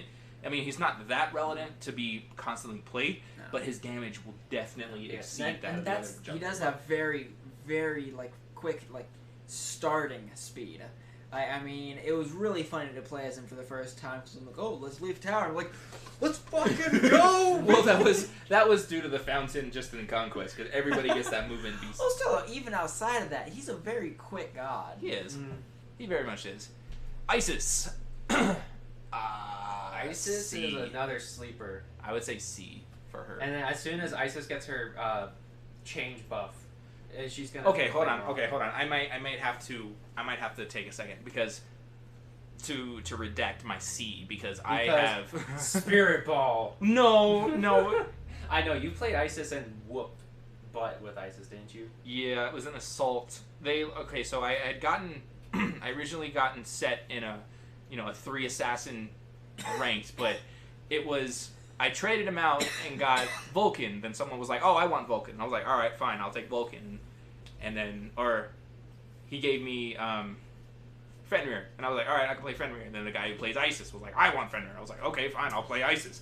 So I'm like, oh, I guess I'm playing support Isis then. And then we got into the game, and literally I was the only one who was staying alive. And I had more kills than freaking everybody out there. I was shutting the enemy team down. And, like, the first time I died, they pushed our tower. I come back, and we win the game. I was just like, there might be something to this. Yeah, I gotta quickly say, like, that first part of that made me think, I want to be Tracer. I'm already Tracer. God, that freaking meme. Okay. Yeah, no, I don't know. Isis is a sleeper, honestly. Like, she's really, really good. But the only thing, though, I think the only thing, though, is that people are... They are underestimating her ultimate. Because the way that people use her ultimate is they throw it down and then pop it real quick. If you let that thing build up, the amount of damage that thing does and heals you at the same time is ridiculous. Yeah, it literally, like, it's a giant ass Baron consigned spirits. It'll heal you and kill everybody else. You literally just throw it in a team fight and then you wait a second. As soon as that meter fills up, you press Y again, pop it, and your team lives. The enemy team dies. Yep. Yep. So I want to say Isis is B at least. I could go with that. And then after her next update, I can see her probably going to A. go up. Yeah. I can see her going to A. So B for now. Whenever the update hits, whenever they change her up a little bit, probably gonna go to A. Woo! All right, Izanami. Izzy, I would probably put in the C range. Yes. People don't play her very often, and it is kind of... Her basic attacks, the only reason why she's not lower is because her basic attacks hurt. Yeah. And she's a structural damage killer. And I mean, I like Izanami a lot, but I actually kind of have to agree with C. I mean, especially with her passive, it's really based around you. But, like, if you want to do great damage, you have to be low on health. You gotta be dying. Yeah, like, if you're not dying, you're not dealing damage. You're not playing her right. It makes it really easy for you to just be like, her ultimate though. Like that. Her ultimate though is really nice. It can sneak up on you like that. It's a really great long range ult. So you just don't have time to dodge it if it's placed well. So we move on to Giannis. So I think for Giannis, I think he's a sleeper too. Yeah, honestly, really he's got good. a lot of power, but it's just People don't play him very often. yeah. I think I might have to put him into C, just for the playability wise, or just for not being seen a lot. He's I think easily a B or A rank, but since he doesn't see very much play and people don't play him very often. Mind you, this is still community. Like Cannot I said, stress that enough. we understand that you put a god in someone's hands who've played that god before. That god can be dumb. Yes. But this is a community-driven list. At least, in our opinion, community. I don't know. Our opinion means nothing. Who Our cares? opinion means nothing. This is on the internet. Anyone can do it. This is a tier list that we are just compiling because We wanted to in the first place. we went to in the first place, and it's just a little bit of a helper for some people to realize kind of what's happening around in the community, kind of. So Yep. anyway, Jing Wei is next. So Jing Wei. I'm gonna put her in the B class because her mobility and her basic attack stim. yeah, Shit hurts. it does hurt. That thing will crit when you have no crit, and you're like, what? How did that hit me? I wasn't even near it. It'll I hit know, you it when has you're in such- the opposite lane. That's how freaking wide that thing is. It's so wide. Her ultimate though is one of the weirdest ultimates I've It ever is. had. I mean, 'cause it deals damage, and it I can never kill thought, like, people it could kill randomly, people. But I did it once It's- and I was like, what? it's such a weird ult because it's a carpet bomb, but not a carpet. but it never hits. It's like carpet bomb. Give you 5 seconds to run. People Yeah, are like, so you just yeah. kind of Some like, promise "Whee!" motor. Okay, time to go back. You would think with the wings you would just go like just throw them out in front of her, then just shoot him. All right, Jormungandr. Jormungandr. Oh man. Jumendorker. I think I'm throwing him in the A class because his damage is unbelievable. You And it's for- not even I'm not even talking about tank wise. You can build tank on this fool and you could still kill people. Yeah, it's crazy. The amount of damage that a guardian like him can have just from being alive. And he has great global presence. So like Oh, you yeah. can chase fuckers down. This guy, I don't know. I mean, I'm at a loss for words because I don't like fighting against him, Mm-hmm. and I never seem to Especially have for him his on my team. passive, especially for his passive. You can't knock him up. You can't displace him whatsoever. So Well, it's not really like I hard. play a lot of guys who have this. I know, but that's the thing I kind of do, Oh. and so Yeah, you get locked into his consuming bellows, and he just obliterates yeah, you. I play Alquan. Like I can't assassinate him. It's funny how little he's played though. Yeah, it really is. He Like doesn't he's show really up good often. and all that, and we've seen him plenty of times, but he isn't played very much anymore. Like he used to be played all the time when he first came out. Yeah. Like, we were really hyped for how fucking huge he was. Oh yeah. I mean, Chalk still seems really little to me. Still, like I feel like they resized him, where he's like Danny DeVito size. He seems Now a lot short little smaller. fat midget. Tracy, do you want to go ahead and just put Kali up on the list where you think she goes?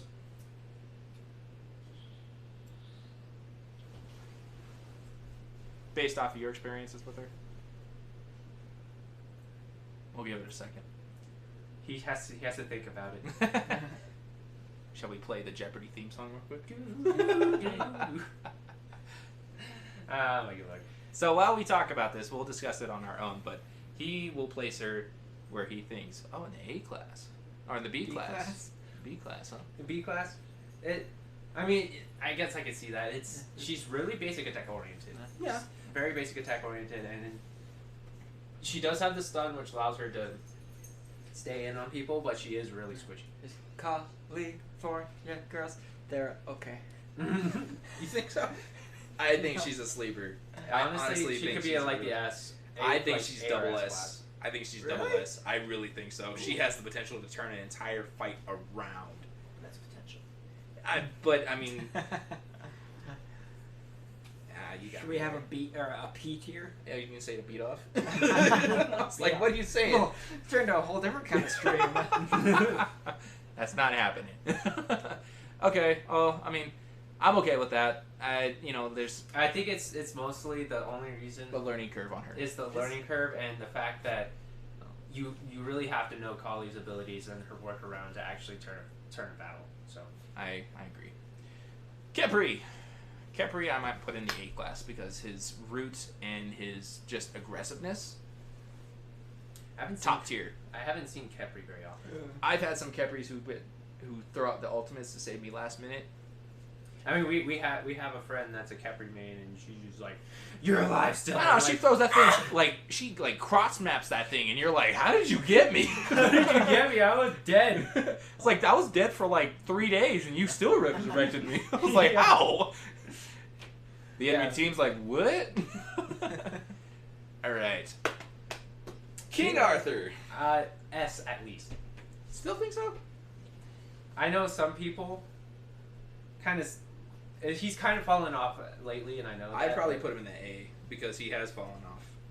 He's not as SS rank as he used to be. But I mean, I think he's manageable now. He's more manageable now, but whenever I play him, people are just kind of screwed in the first place. What do you think, Jackson? I don't know. That's kind of a hard one. Because I really don't see him played other than Jolly over here. Who's so just waxed face with him. Personally, just seeing off how he's played him, I actually have to say S also. Yeah. I mean, like, he does still have really, really good, what was it? He has really good survivability. Yeah. Where you just keep going and going. And I mean, I keep on seeing in matches where we're playing together while he's playing King Arthur. It's like, I die, I see him fighting these guys, and he's just about dead, and I'm like, damn it, we're about to get wiped. It's like, wait, shit, how did the enemy die? Yeah, both of you die, and I'm sitting there at 10% health, and they're all almost full, and I'm just like, I'm still alive. Alright, well, I can agree with that. Cuckoo Khan. Ooh. I'd have to say A or S. Yeah. I mean, he has great area of effect. I'd probably say A. I don't think it's S worthy. Yeah, not That's exactly fair. S, but like on the cusp.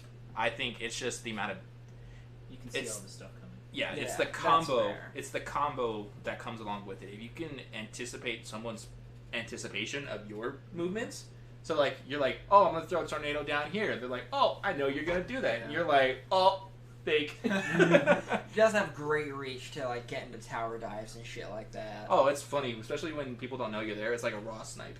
You throw your ult down, and you hear, "Brrr!" You're like, where's it coming from? You're dead already. You're like, oh, okay. I love it when people are like, oh god, run this way, and it's directly the direction you put it, and it's just dead, and you're like, you got played. Kumbhakarn. Ooh, I really don't see a lot of... I think Kumba is annoying. His ultimate really pisses me off when I'm playing against him, but I think I might put him in the B category. I'd say B is probably a pretty good pick too. I could agree Just with because, yes, he has a lot of CC and he is really annoying. But there's so many more gods with other CC. Yeah, and it's just really hard to play him, especially whenever you have to solo with him. Yeah. But no, I think a lot of times people see Kumbhakarn and they freak out. They freak out and have the whole team gang up on him, and that's the only real downside I see about it. They just see him and they're like, "That's a Kumbha. We gotta stop him." That's the Like, sleep god. We know go sleeps. No. Nobody likes bedtime.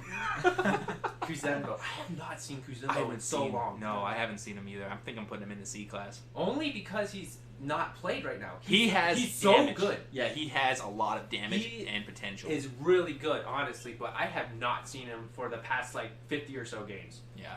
For the last couple months, I haven't seen him. Yeah, seriously. Nobody plays him anymore. So yeah, we'll definitely put him in the C class. And then after that, we're going for Loki. Loki. Ever since that change for his I haven't seen a difference. Invisibility. I know, I haven't seen a difference either. I really have not. I just haven't seen people play him as much. I haven't seen people play him pretty much almost at all. I've still seen some Loki players. No, I have too. I'd say B. Think so? Yeah, because if you build a Hydra's Lament and then build basically you're damage basically on him, getting you kills. insta-kill people. Yeah, you're basically getting kills at that point. Yeah, I could throw him in B. I mean, he's not A or C or A or S worthy, but he's definitely like closer to like C or D level. Just not the kill potential he has. Yeah, is the high. fact that he can kill people in almost one shot just kind of barely puts him in the B rank. I'll throw Medusa in there as well. Yeah, Medusa. Because her ultimate is very easy to avoid. It's very easy to avoid, but she can deal damage. Yeah, I mean, like, if you hit an ultimate, if you miss an ultimate, you can still dash at people, hit them with the spray, and then your X, and they're pretty much, you got poison damage going all the way down. Yeah. So. Mercury is in the no one plays him section. Yeah. Irrelevant. Yeah. As foreshadowed earlier. Literally, I haven't seen Mercury played ever since Shady played him, and that's been like months at this point. Yeah, even Shady's like, I can't play Mercury anymore. They did something to him where he's just unplayable. Mm-hmm. And I was like, I don't know, maybe it's you. And he's like, no, it's not. No. But, I mean, time tells the truth because we haven't seen any freaking Mercury players whatsoever. And Shady is the one we know who like mains this dude. Yeah, he used to main him so hard, and then all of a sudden they changed him up a little bit, and he just couldn't play him anymore. Mm-hmm. They took him out for like a good month or so. Yeah, because that was during the tournament. He was wrecking games or something weird like that, and then oh yeah, his ultimate would cause people to like freaking stay sideways, and they wouldn't move and do any animations.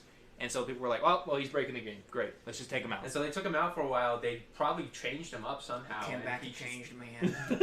and our Mercury main just couldn't He make lost it the anymore. step. Merlin. Ooh, I'm thinking either A or S class still. Yeah, he's really good. I'd say S. Like, they definitely nerfed him some. Or, sorry, gave him some band-aids. But, yeah, and he's going to get some more of this next patch. Yeah. But I still that's think he's pretty good. The reason that he's so good is because, or the reason he's getting The band-aids is because he's so learning good. curve. The learning curve on Merlin is so freaking high, and if you know how to play it, if you main stand switchers, if you know what your abilities are gonna do, and you can anticipate what you want to do, you're gonna get kills. And it's just that having that next level thinking, it pisses people off so much because they're like, oh, I'm gonna go in on this Merlin, and you're like, I was expecting that. And that's the good Merlin players, but I think the only reason people don't play him right now is because they use either only the fire or the magic spells. Nobody really uses the blizzard, the ice stance. I love that stance because it keeps people away from me, and if they get near me, I already have the slow on him. I've literally killed Loki a couple of times because he tried ulting on me. I dropped blizzard on top of me. Yeah, he tried running away. I hit him with frostbolt, and he was just like, oh, that's half my health. And then I switched over to cosmic and threw out space, and he was dead. Yeah. And that frostbolt has a 1 second cooldown. You can literally use it as a basic attack. It's like his frost stance is literally just Kukulkan. Khan. Is literally what that is. It's crazy. Ninja. Ah, fuck Najah. Seriously, I have to put him in A. I have to put him in A. Yeah, he's really, really good. It's that fucking ring toss. That ring toss fucks people up. Yeah, it does. And then if you can hit his sash, it used to be like either you hit like 3 minions or you hit nothing. Now it's like you hit the minions, tower, and the dude back all the way at fountain. And you're like, what? You're like, how did it hit tower in the first place? And how did it travel across the map and hit the dude? It's like fucking flubber. It's like ding, ding, ding. Oh, look, someone's down that way. Whee! It's like the fucking carnival ring toss. It's fucking rigged. Seriously, thank you. Neath. Not to mention the ult and the sash, but that's... I mean, the ult and sash are that's a given. That if you don't know how to avoid that, you don't know how to counter Najah. Yep. It's the ring toss was bearable. Now it's not. Now it's not, and it's going to be even more unbearable. Yeah. All right, Neath is annoying but manageable. I don't know. She's a poker. I don't like her. Yeah. I mean, like the cross map snipes though are freaking annoying. I fucking hate that so much. Like she doesn't have line of sight on you, and she can still hit you. I mean, who's in fucking lane checking her when she does that shit? I was like, she's vulnerable right there. Who's not killing her? It's so stupid because she somehow she's at plate and then sees you on your own plate, and you're like, how do you even see me? Or you're just about ready to take a gank, and then she's like, yeah, how about listen, no, and you're just like. And then someone's like, oh, look, you got cross-mapped. Is that what I'm saying? Cross-mapped. Thank you. Cross-mapped. You got cross-mapped. And then they jump on you, and you're like, well, I'm stunned for like the next 2 seconds. I'm dead. Yeah, so, I mean, she's A class. Only because she sees too much play, and she's really good in newbie hands. I don't know where the fuck all these Neath players came out from, man. They came out from the fucking woodwork. I don't know. Neath players have been around forever, though. People who don't want to buy the game. Well, Neath was like one of the first gods too. I know. And so it's like people Ash have in League had of Legends. years to just work Neath. Hello. Nemesis. B ring. Yeah, B class. I would say B because her basic attacks hurt, but I mean, you get somebody who can push her away and can chase her down. She does not do well. Yeah, I mean, I do really well with her because I know how to dash in or dash out if I need to and keep myself alive. And it's just, sometimes you just kind of have to stay back with her, but yeah, if you know how to play her, then she's really good, but she does kind of have a really high learning curve, so you kind of have to be wary about that. Agreed. Nike. Oh, Nike's a sleeper. Right now, yeah, she's a sleeper because the amount of power she just randomly gives to your whole team. Not randomly, it's guaranteed. I know it's guaranteed, but it's randomly guaranteed. You gotta just do it. That's her ultimate. So, oh, man, Nike. I may have to put her in the B because nobody plays her. She's really good, but no one plays her. So yeah, you but have to kind of leave her in a B rank. I agree. Nox. Ooh, Nox is annoying, but I think same case. Not Yeah. a lot of people play her. Not a lot of people play her, but she's still really good. Yeah. Can really make games a hard Nox life. Thank you, Jack. Thank you. Nuwa, I would probably put in the A only because of her stuns and the damage that comes with it. Because The minions. The minion summoning is the bane of my existence because I cannot get she's like, oh yeah, you want to fight? She does like the Bastet shit where she's like, yeah, you fight my minions instead. And you're like, no, I'm going for you. And Yeah, then you fight- try doing something and she stuns you and then walks away spam laughing. Yeah, and you're just like, oh, okay. And then she goes, oh, and then you want to try to kill me? I'm just going to go up in the sky. I'm like, that's cool, I'll wait for you. And then the rest of the team ganks me. Yeah, it's like, I can't wait because the rest of the team's right there. Alright, Odin. Ooh, I'd have to say B only because most people don't know how to play him. I agree. Odin is he's an underplayed god, but his damage is there to secure. Yeah. A lot of people. I can whoop fucking. And that's not even building damage, Odin. Yeah, I built tank Odin and still killed the whole team. Yeah. But especially with his ult, like you can start to snowball really easy. yeah, especially if you start his getting passive kills. is ridiculous. It's the passive stacks on his ult that give him the damage. So that's why you just only build defense items and you still kill people. Mm-hmm. But it's really the bird bomb, the Raven Shout. Raven Shout lunge that kills people because that deals so much damage. That was getting a boost for this next patch, isn't it? It's getting The Raven Shout is, not Yeah. Bird Bomb. Well, yeah. Sorry, that's. So they're just doing it so where it correlates. So like if you use Raven Shout and Bird Bomb at the same time, they'll cool down at the same time. Gotcha. Okay. Yeah, because it used to be. I think the shield had a bit of a higher cooldown, and so you put the shield on and lunge, And then your shield was like another 4 seconds away from your Bird Bomb, and you're like, oh. Yeah, it was a little bit weird. Osiris. Ooh, I think Osiris is like B to C range because you can either either know wipe how to play him, yeah, or you you can either don't. wipe a team or you get completely left alone, or you get completely ganked, and there's nothing you can do about it. Mm-hmm. I'd have to say C only because a lot of people don't know how to play him. I know you do for sure. Ah! I mean, you know the concept. I know how to play him. It's just it depends on who I'm fighting. If I'm fighting a fucking Pele, there is no way in hell I'm going to win that shit. Because I know that my basic attacks are not going to hurt as much as her fucking abilities. Yeah. Someone who has more ability, like I think Bellona and Osiris would be the greatest matchup. Because she's the basic attacker, he's the basic attacker, and they both got stuns in some way, but I think Osiris might come up on top on that one. Yeah, because you just tether her and And she has to stay near him in order her shit to work. Yeah, exactly. The only thing that she could get away with is her silence. Or her disarm. Her disarm. And that would stop him. That would stop him for a little bit, but at that point, basically, you just both ult into each other. And yeah. Yeah, it's a really interesting matchup. Pele! Oh, Pele. Probably in the A range. A range. She's Pretty off bad. the map, but her damage is unbelievable. Yeah, it's stupid. And she's really good, especially against people that have to stay close to her. Yep.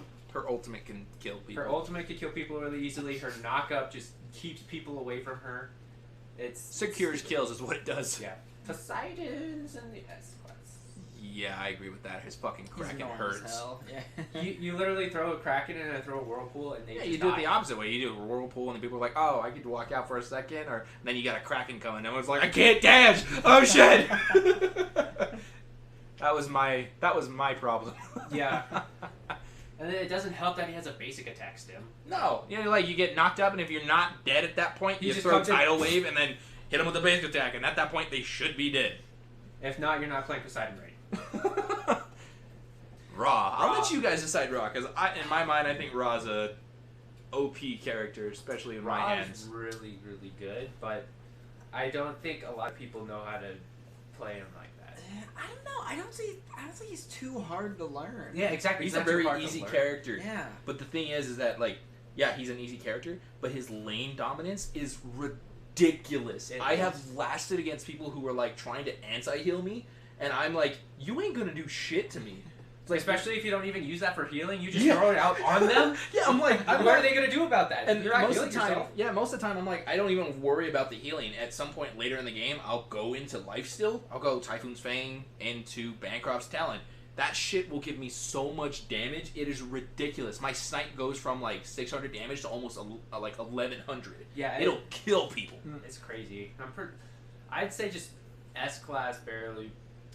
I was gonna say S. Very I was kind of debating bones. A and S, but I'd say S. I Yeah, think Ra is definitely he's a keeper, That ult's a fucking snipe. Yeah. especially in the Sun.God skin. Yeah. Snipe. Yeah, that's just like It's Rajin. It's so great getting out of wall snipes too, because they were like, "Oh, I'm just recalling," and you're like, "No, you're not. You're Yeah, going to they're like- fountain, they're- but my way."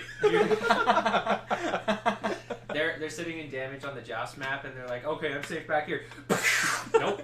You're like, "Oh shit, I forgot you had your ult." I did that once to this fucking Zeus while we were playing, and it was two tanks and a Zeus, and this Zeus was like, "Oh, I'm just gonna hang back," and he got low to about a quarter.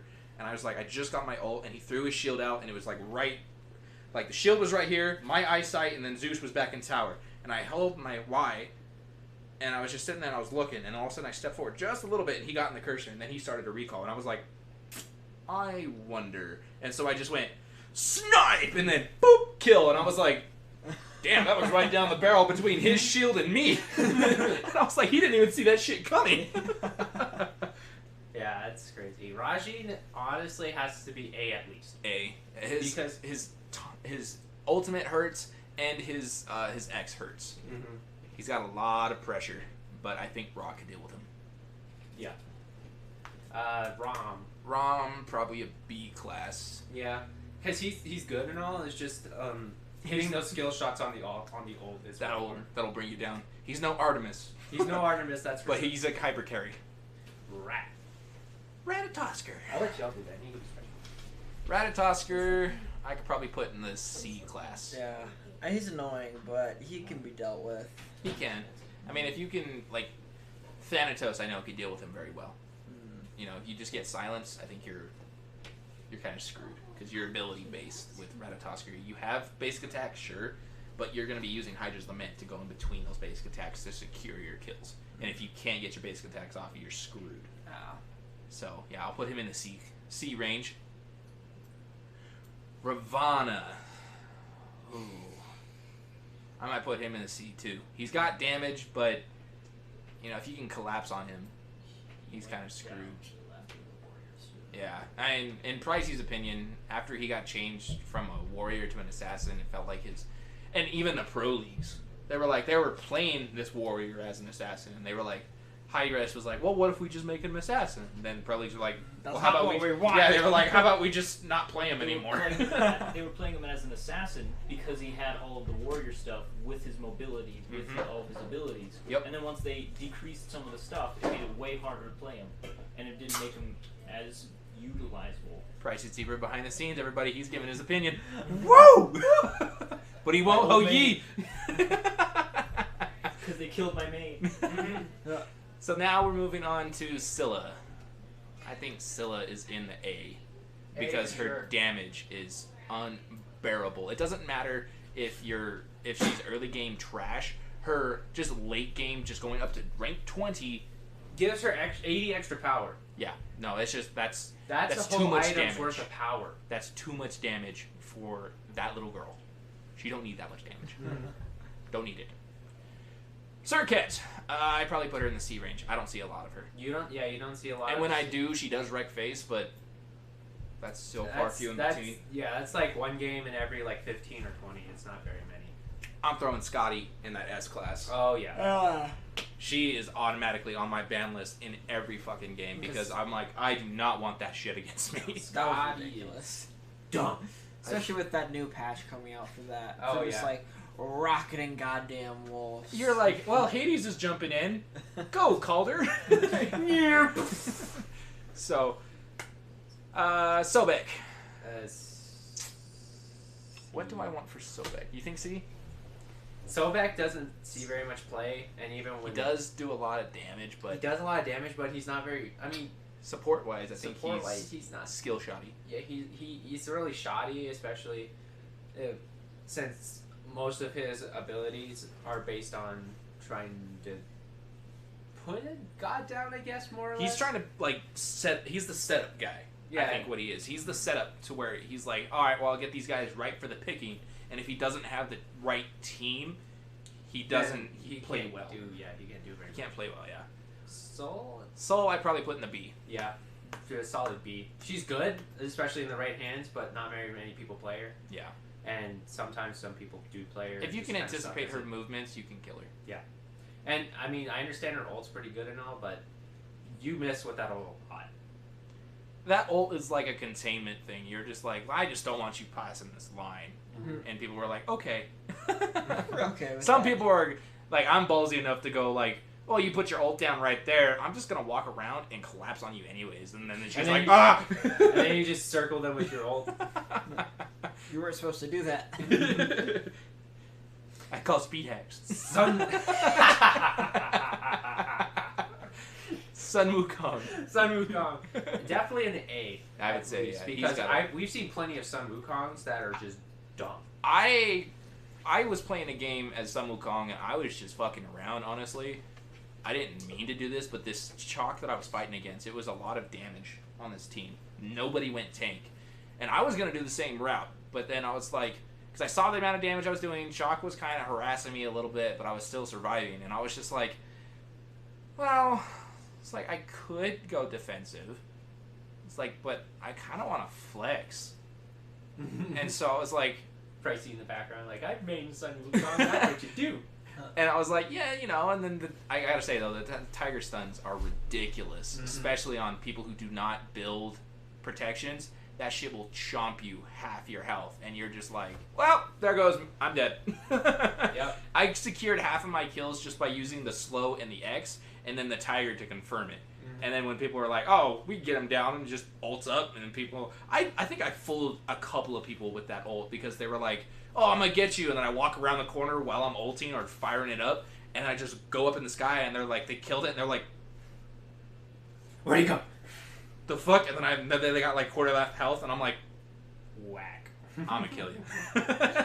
Drop down on him, and then tiger stun him, and they're just dead. That shock, he didn't like me though. At the end of the game, I even told my fiance, I was like, I wasn't meaning to win that game. I expected to lose. I was like, and somehow I ended up going trolly. Sun Wukong is definitely trolly. Sun Wukong is like, I'm not gonna just die. I'm gonna kill you, and then go on to tell the tale about it. Alright. Susanoo. Susano! Probably in the B range. B or C, because you don't see him very often, and then people who He's do got play him, He does got a high skill cap. he does have a high skill cap. Only because his cancel attacks. His cancel auto attacks is... there goes the triangle again. No! That motherfucker. Hashtag Illuminati is falling. We need some sort of like tape or something to keep them up there. Anyway, yeah, Susanoo has a high skill cap, and then even the good players with him, They have to take a lot of effort to actually kill him. Yeah, you have to time it right, because if you dive in there with Susano, you're more than likely gonna to confirm the kill. Yes, and if not, you're wasting an ult. You're wasting it all, To and get you're away. gonna die. Yeah, I agree. So Susano definitely in the C range, C or B range. Yeah. Sylvanas. Oh, this one's tricky because there's two sides to this guy. There is either the A freaking hyper carry The hyper carry or the hyper support. hyper carry Does hyper support this, or there is the He doesn't do anything during the match. yeah. Yeah. there's no in between. I'd say let's throw him in D because you're either good with Yeah. him or you're not. And only most of the like time the you're not. real. Yeah, most of the I time don't you're know, not. man. Every time I played Sylvanas, I like some will call him trolling Sorry, shit. Not specifically you. Well, no, I'm not saying like I'm not saying like some Sylvanas is trash. It's just he's not like other gods. He's very stationary and has a big tree. You would expect that, but a lot of people don't when you're playing him, and so you're like, oh yeah, I'm just gonna go around and deal damage. Good Sylvanas players will pick people off with the thing. I've gotten, I've said this hundreds of times on some of our god speeches. That ultimate that he has, completely underplayed. I didn't realize how much shit that thing does. Yeah, it knocks people up and it poisons people. Yeah, I didn't know that. Did not know that. Besides dealing damage. So you knock people up, deal damage, and then it also poisons them so they take damage afterward. You just don't think about it, but you can deal a lot of damage with that. Oh yeah. All right. So Terra, I think, is in the B range. A lot of pressure. A lot of pressure. I've seen some Terra kills has been confirmed on me that I still am having questions about. I'm like, how the fuck did you kill me? I was fighting an Agni 1v1 in side jungle, and I died. Quarter health, and it said Terra killed me. I was like, what? I think even the Agni was like, how the fuck did you confirm that? So yeah, I'm definitely putting her in there. I think her ultimate is definitely a game changer, but thank God they only put it to limited range because that global presence was hurting. Yeah. I'm trying Thanatos. Thanatos. Ooh, I think I'm putting him in the A class.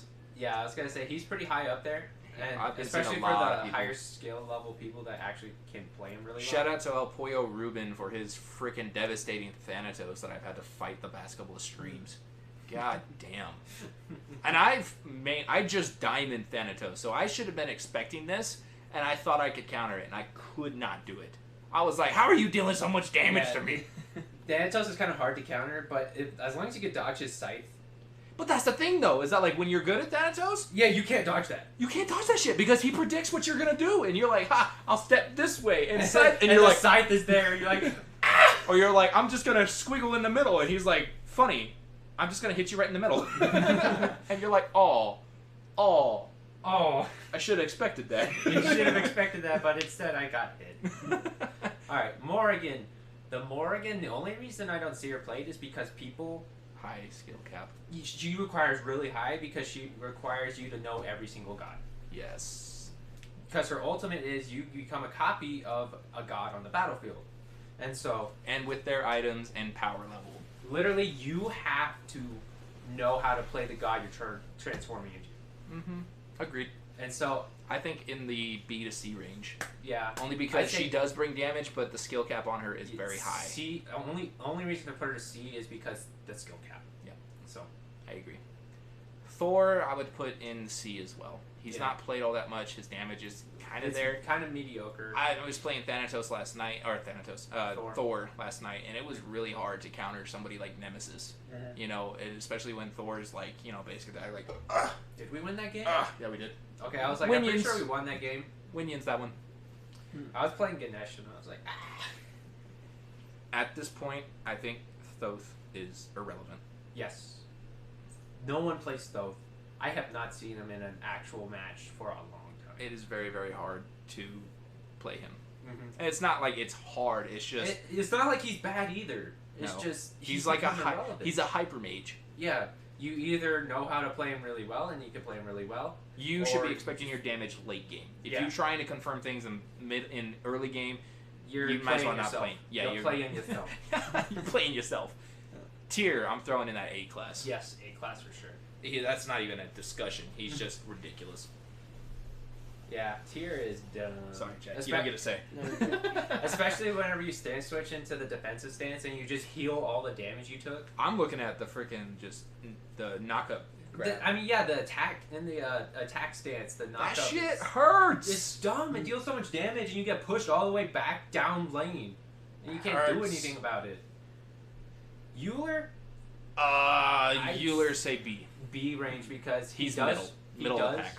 He can deal a lot of damage, but he also requires quite a bit of skill. Yeah, and he's mana hungry as a mother.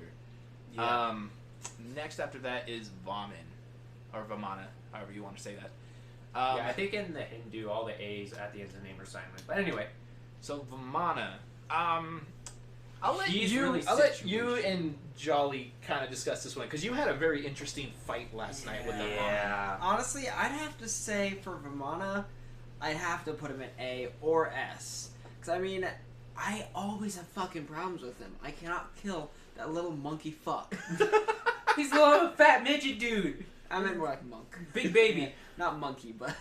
The You get monkish, what I'm the monkish fuck. He's just like, he's so goddamn quick, and he can do a lot of damage. He really can. He's more situational. The time we played him, we literally triple warriored in a joust against a Vomit. So it kind of sucked for us, but he does deal a lot of damage. He is pretty mobile, so in the A range sounds really good. Especially for the Vomit mains, they can wipe teams really easy. Oh yeah, it's just and it's his ultimate too. It's His impossible to get away from him. Like, if you're dying and he's like, oh, I want to chase that dude, he's like, bum, bum, bum, bitch. bitch. 3, 5, 4, fum, here I come, bitch. And you're like, I can't run. I'm sorry. Big baby.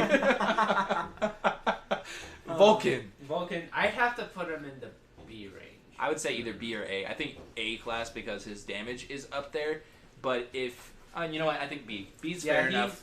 He's really counterable, but he also can deal so much damage. If A you good play Vulcan right. will place his ult in places you do not expect, and you're just like, you see the ult coming, and you're like, ha! I'll just step forward. Oh shit, that's. Yeah, you like see him do the fire off the nuke, And then everyone's you're like, I don't know where it's wait. Okay, run. And it's really annoying whenever you're on the edge of it, and you still get hit that by shit it, even hurts. though you stepped out of it. And The it's thing like, that I hate the most is the magma bomb. Because Yes. that shit, you don't even have to be near it, and the thing's like, oh, you're like in the vicinity, so I know, you're still you're getting out- knocked up. you're outside of the actual reticle, and you still get hit by it. You're like, I was not in that whatsoever. The kill confirmed for that is the magma bomb into the backfire, and that shit just wrecks. The turret is just annoying. I mean, that's a given. I know that's a given, but it's kind of have to be stated. That turret is dumb. I'm just looking at this next one, and I know this one's going to cause a discussion. Zablanke. Jabalanque used to be an S to A class. Yeah, but now he's being put in C Yeah. and B. I was actually going to say C also. I was going to say B, because his The damage is only still up reason there. I know his damage is still up there, but the only reason I'd say C is because the way that they changed his ult. Oh, yeah, that's exactly what I was thinking. And now that people don't play him because they changed the ult, he doesn't see play. I mean, that's what I had said in the first place. His ultimate was the reason why he was such a fucking unique character. Once you got rid of that, and players who know that ultimate, you could get kills because people were like, alright, I'll try to do this as much as I could, stop, and then you're like, perfect, I can get that kill, kind of thing. Or set up the rest of the jungle, or for like in a conquest, you could set up your jungle to come in, stun them at that point, and then they can collapse on them and get the rest of the team. Well, even like that, like, it used to really have a good, like, global ult where, you know, your other teammates might be fighting someone else, and all of a sudden they either have to stop to not get stunned, or they get stunned, and that gives them great opportunity to go for these guys. And that's the thing is that, like, that was so unique to that character that, you know, even the pros were abusing it. And I know Hi-Rez was like, well, I mean, to new players, I mean, like, fuck off. I had to learn that. You know, if I wanted to be good at that, I had to figure out why the fuck I was getting stunned. And I learned. I adapted. If you don't like it, buy fucking beads. You know? Yeah, I know. For the longest time, too, I was always like, okay, it's dark. I don't know what to do. And then Why I the get fuck stunned I at the end, and I don't know why. And at some point, I finally read his ultimate, and it says, if you're moving... I don't even think I read it. It's like, you guys the told last second, if you're moving, you get stunned. And I was like, that's fair. It's not like through the entire time. It's just the last tick. Stand still. Yeah, you can keep moving through the entire time, and then the last tick, you go, pause. Coming. Yeah. It's the countdown. It gives you a literal countdown. Yeah, it gives you 6 seconds or 5 seconds to stop. Well, His ult 1, doesn't 2, really 3, do much 4, of anything anymore. 5. His ult's kind of just useless now. Yeah. You know what? Actually, I was just thinking about something. I was just thinking, like, can you imagine a Jabalanque ult while you're trying to back a door? Oh, God. Oh, my lord. And you have a Chernobog on your team. You have no idea where it's going. Oh man, and I'm just thinking like conquest purposes, right? So you get like 2 phoenixes down. The Titan's at about 50% health. And the Jabalanque is like, or the Jabalanque, this team's like, fuck it, we need a backdoor, we need to win this. And Cherno's like, I got you. Someone just spawned into the fountain, I can get in there. And someone's like, okay, I'll pop the ult as soon as you're ready. So you go up in the air, or he pops the ult, you go up in the air, pick your target, fly all the way out down over there. By the time you get there, they're just like, oh shit, where the fuck did Turnaball get here? Yeah, but Jabalanque, I think we have to put him in. I want B. I want B class. I'm voting for C. I'm voting for C too. Fuck. He's gone. It's I understand that you want him in the B class, and I would put him there too. It's just the fact that no one plays him anymore, and his ult had to be changed because pros were bitching about it. Also, we have 3 lines of B class. I mean, those are reasonably decent characters. Yeah, and your Jabalanque isn't. So And Jabalanque isn't. Fuck off. God fucking damn. You move around so much. I know. I can't stop moving. It's the Can't stop, won't ADHD. stop. All right. Jing Chen. Jing Chun. I've seen some pretty decent Jing Chuns, honestly. I have too, but No one plays him. you know what? Every time I've seen a Jing Chen, they always fucking win. Yeah. It's the pressure that he gives. It's the pressure he gives, but I think survivability. I think he his also whole- requires kind of a high skill cap as I a don't- guardian. No, you might be right there because his abilities, like, I was able to zone off an entire team, or Yeah. zone off one person that I did not deal in damage, and they fucking hated me. Mm-hmm. I think it's not like a reasonably high skill cap. It's still high, but it's not like as high as some of the other gods. I think we could put Jing safely in B Yeah, B class sounds really because he's decent. He brings a lot to the table, and he more than likely wins half. I his mean, games. even if you don't know how to use the rest of his abilities, The his ultimate. ultimate is really easy to use and just throw people in places. It's the rodeo. You're going that way. Oh, fuck, I don't want to talk about no, this guy. Not Ymir.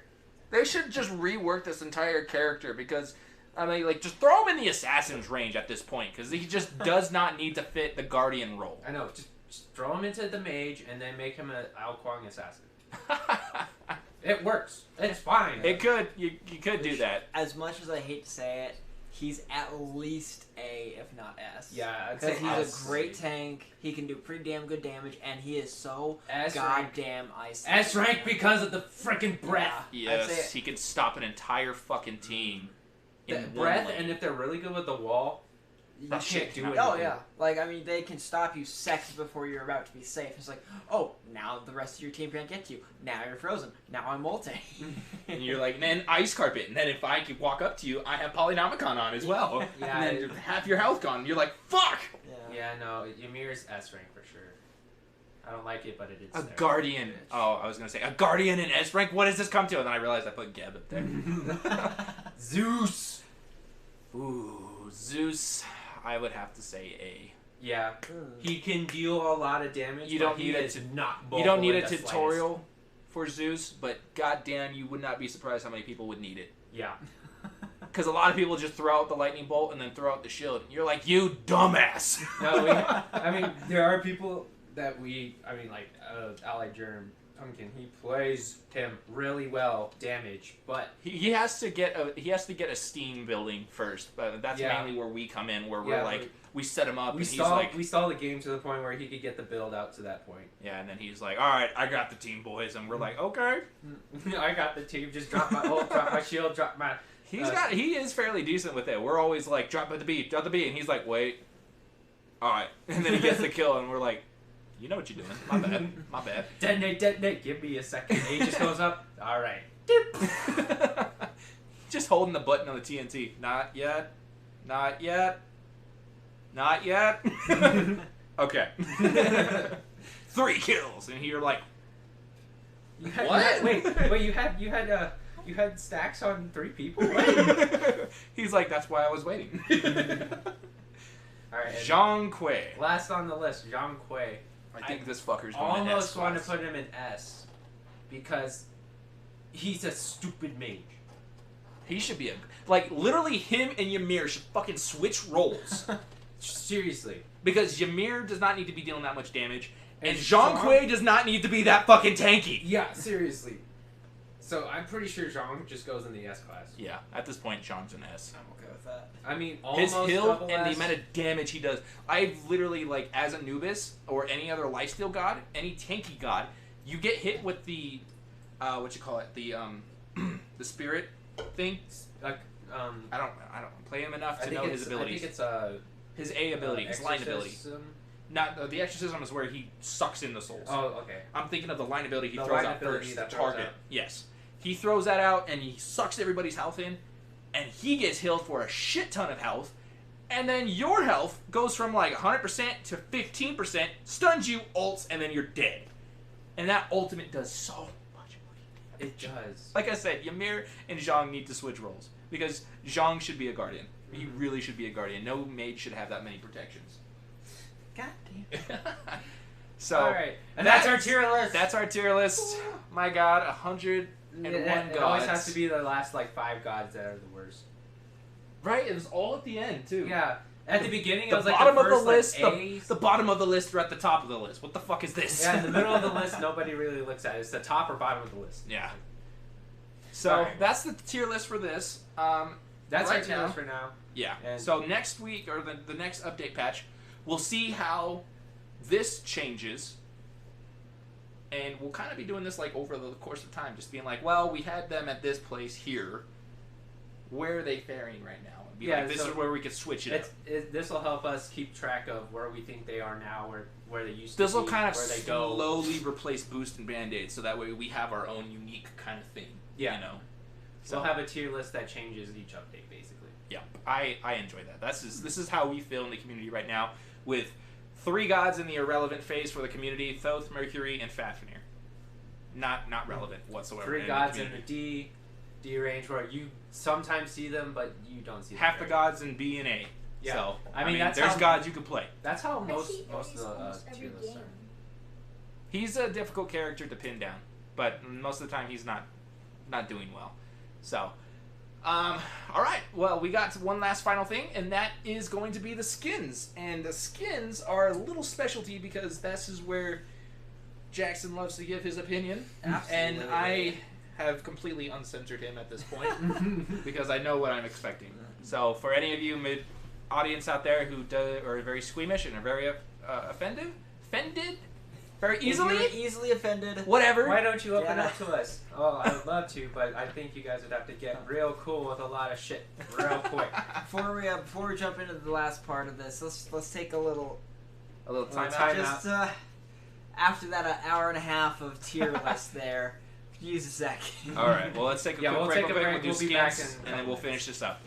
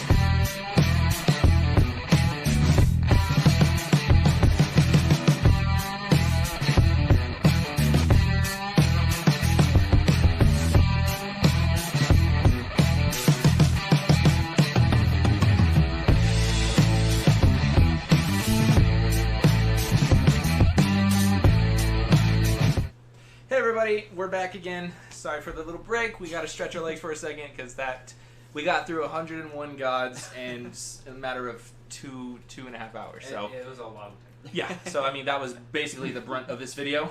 Now we can move on to the last start of this update was Let's the see skins. Some skin. Some skins. Let's do it.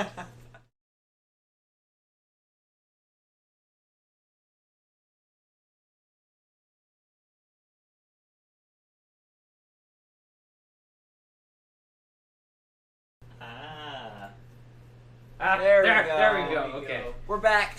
All right. Sorry about that. And Some talking technical now. difficulties. Yes.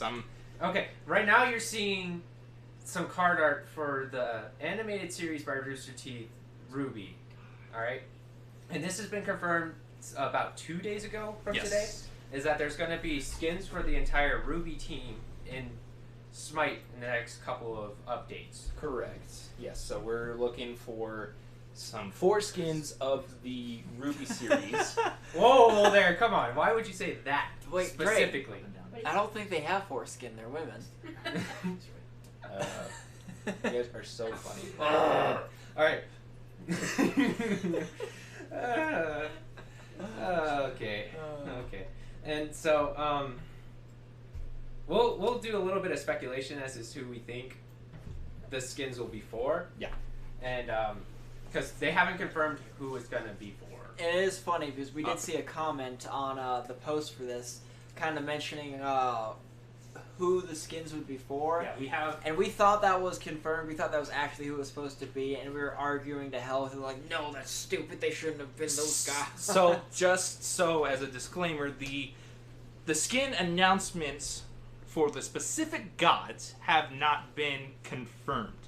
So I don't know where this information has come from, but they speculated that it was going to be a Ruby Thanatos, Blake Amaterasu, Weiss Freya, apologize, sorry, and then Yang as Terra.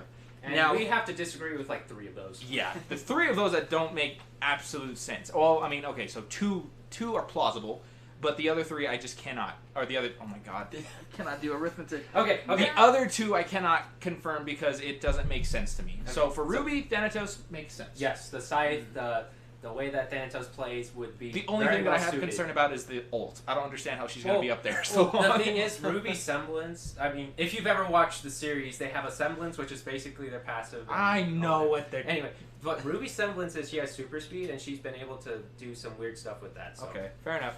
Ulting as a Thanatos ult would be fine. Okay, fair enough. So the next one, so we'll just go from the list that we see here on the screen. You know, in So order. Weiss is Freya.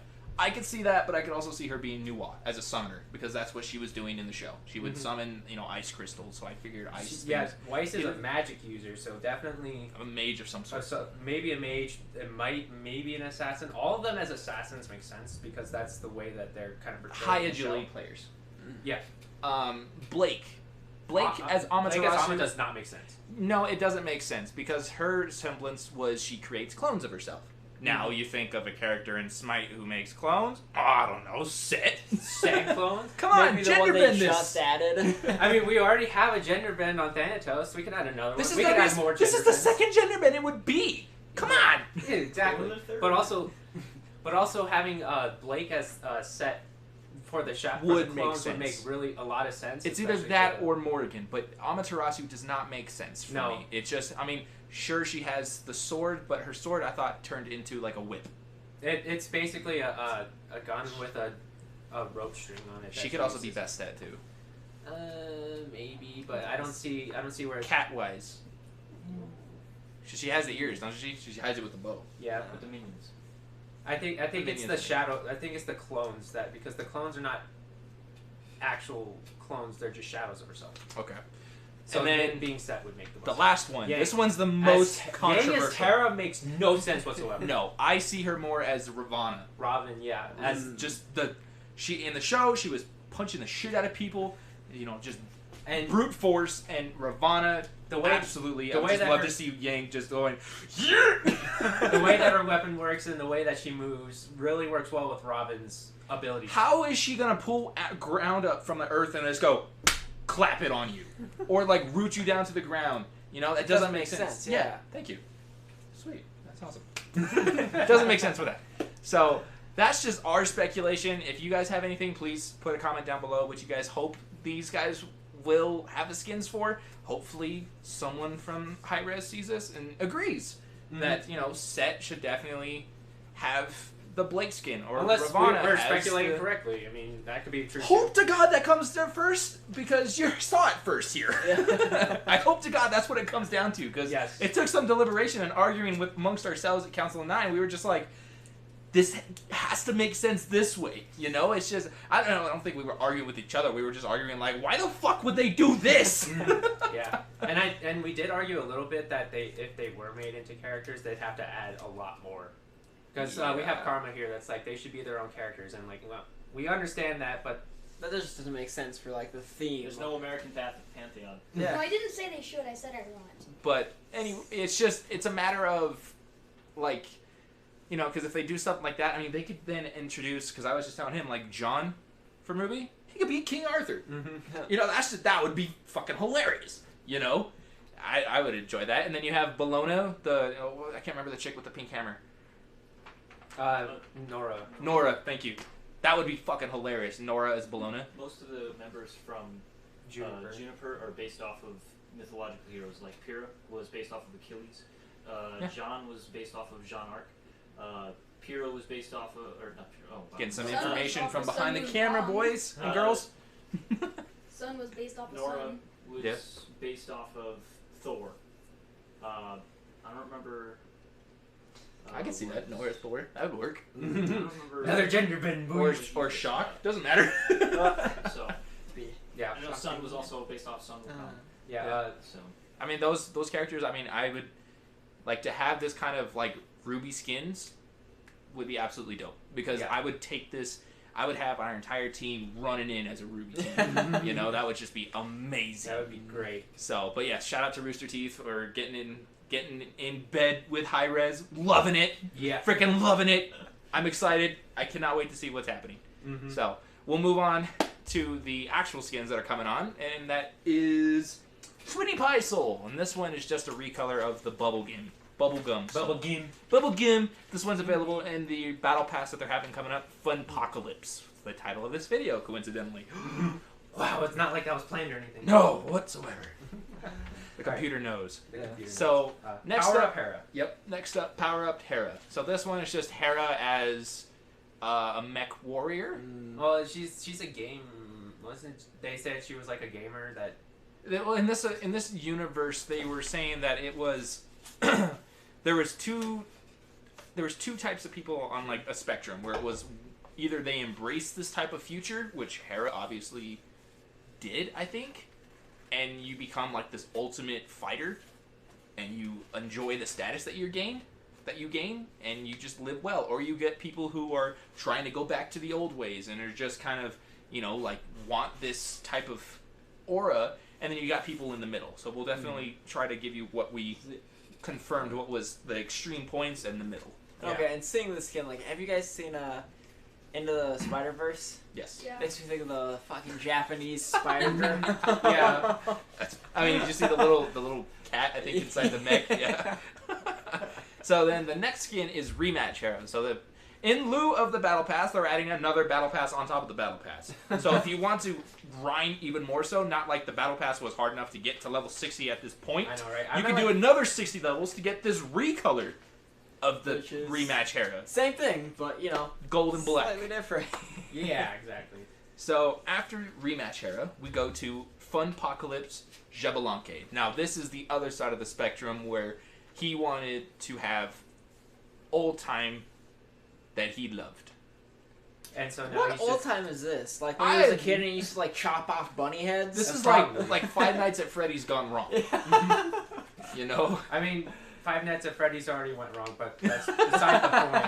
Even worse. This one's coming out of the fucking store and killing people. Willingly. Like, what's with the stop sign? That's his shield. That's his shield. He's got a little shield. Xbalanque always has a little shield. No, why grab a stop sign? That wouldn't make a good shield. I know, it's aluminum. I don't know. Alright. But it'll make them stop. And then next up, Sweet Justice Nemesis. This is the middle of the spectrum. This is the old time and the new time mixed into one. So this one, Nemesis, isn't normally, you don't see her eyes, as they had said in the update. Justice is blind!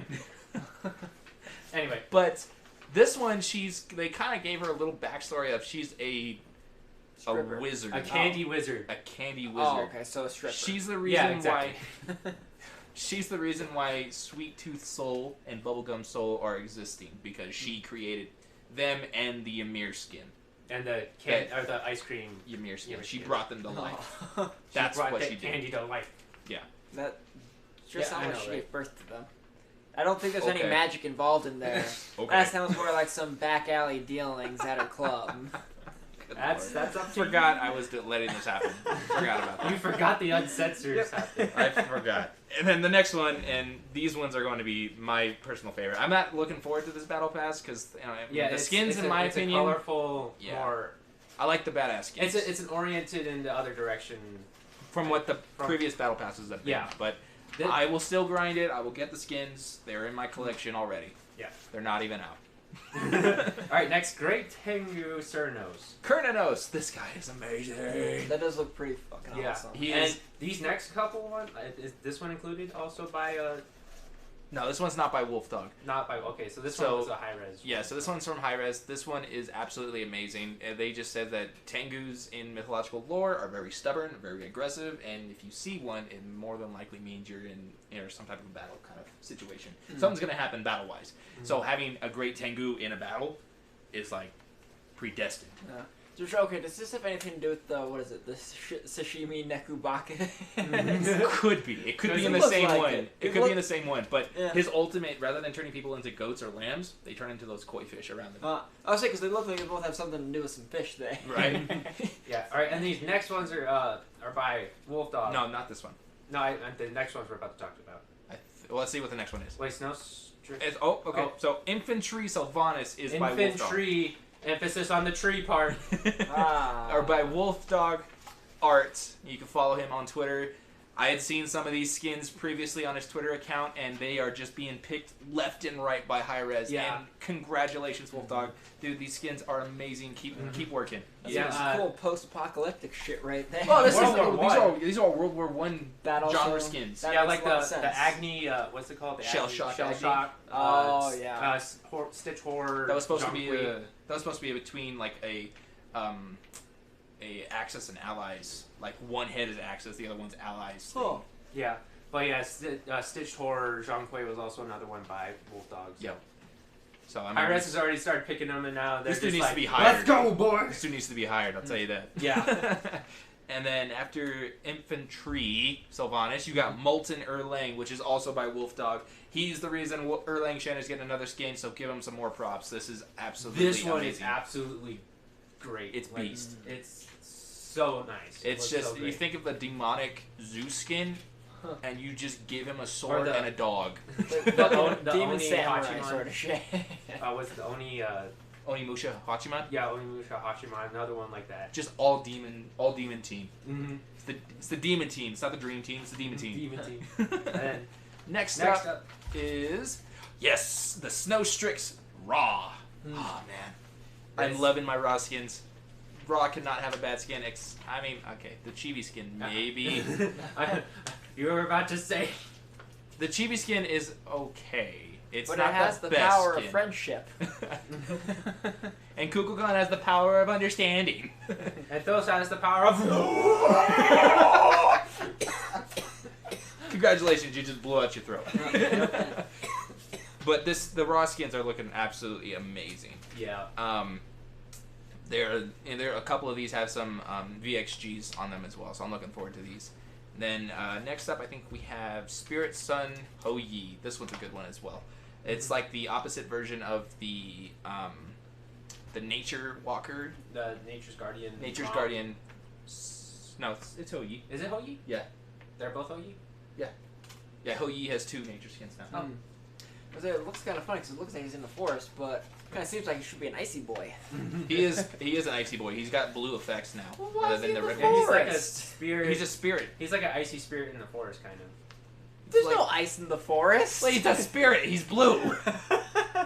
He has icy effects, but he's a blue spirit. And the last but certainly not least skin. Actually, certainly least skin. No. Yes. No. The voice actor's great, but the skin is, it's a Zappy Chibi Zeus.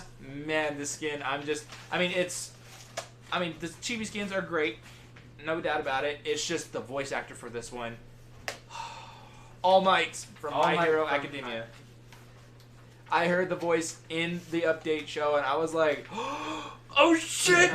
He is here! It's such a weird matchup for a chibi skin, though. I feel like he should have gotten like that the American skin should have been It his. should have been. That would have made a bunch of sense. He could have had a line like, fucking Detroit Smash or something like that. I am here!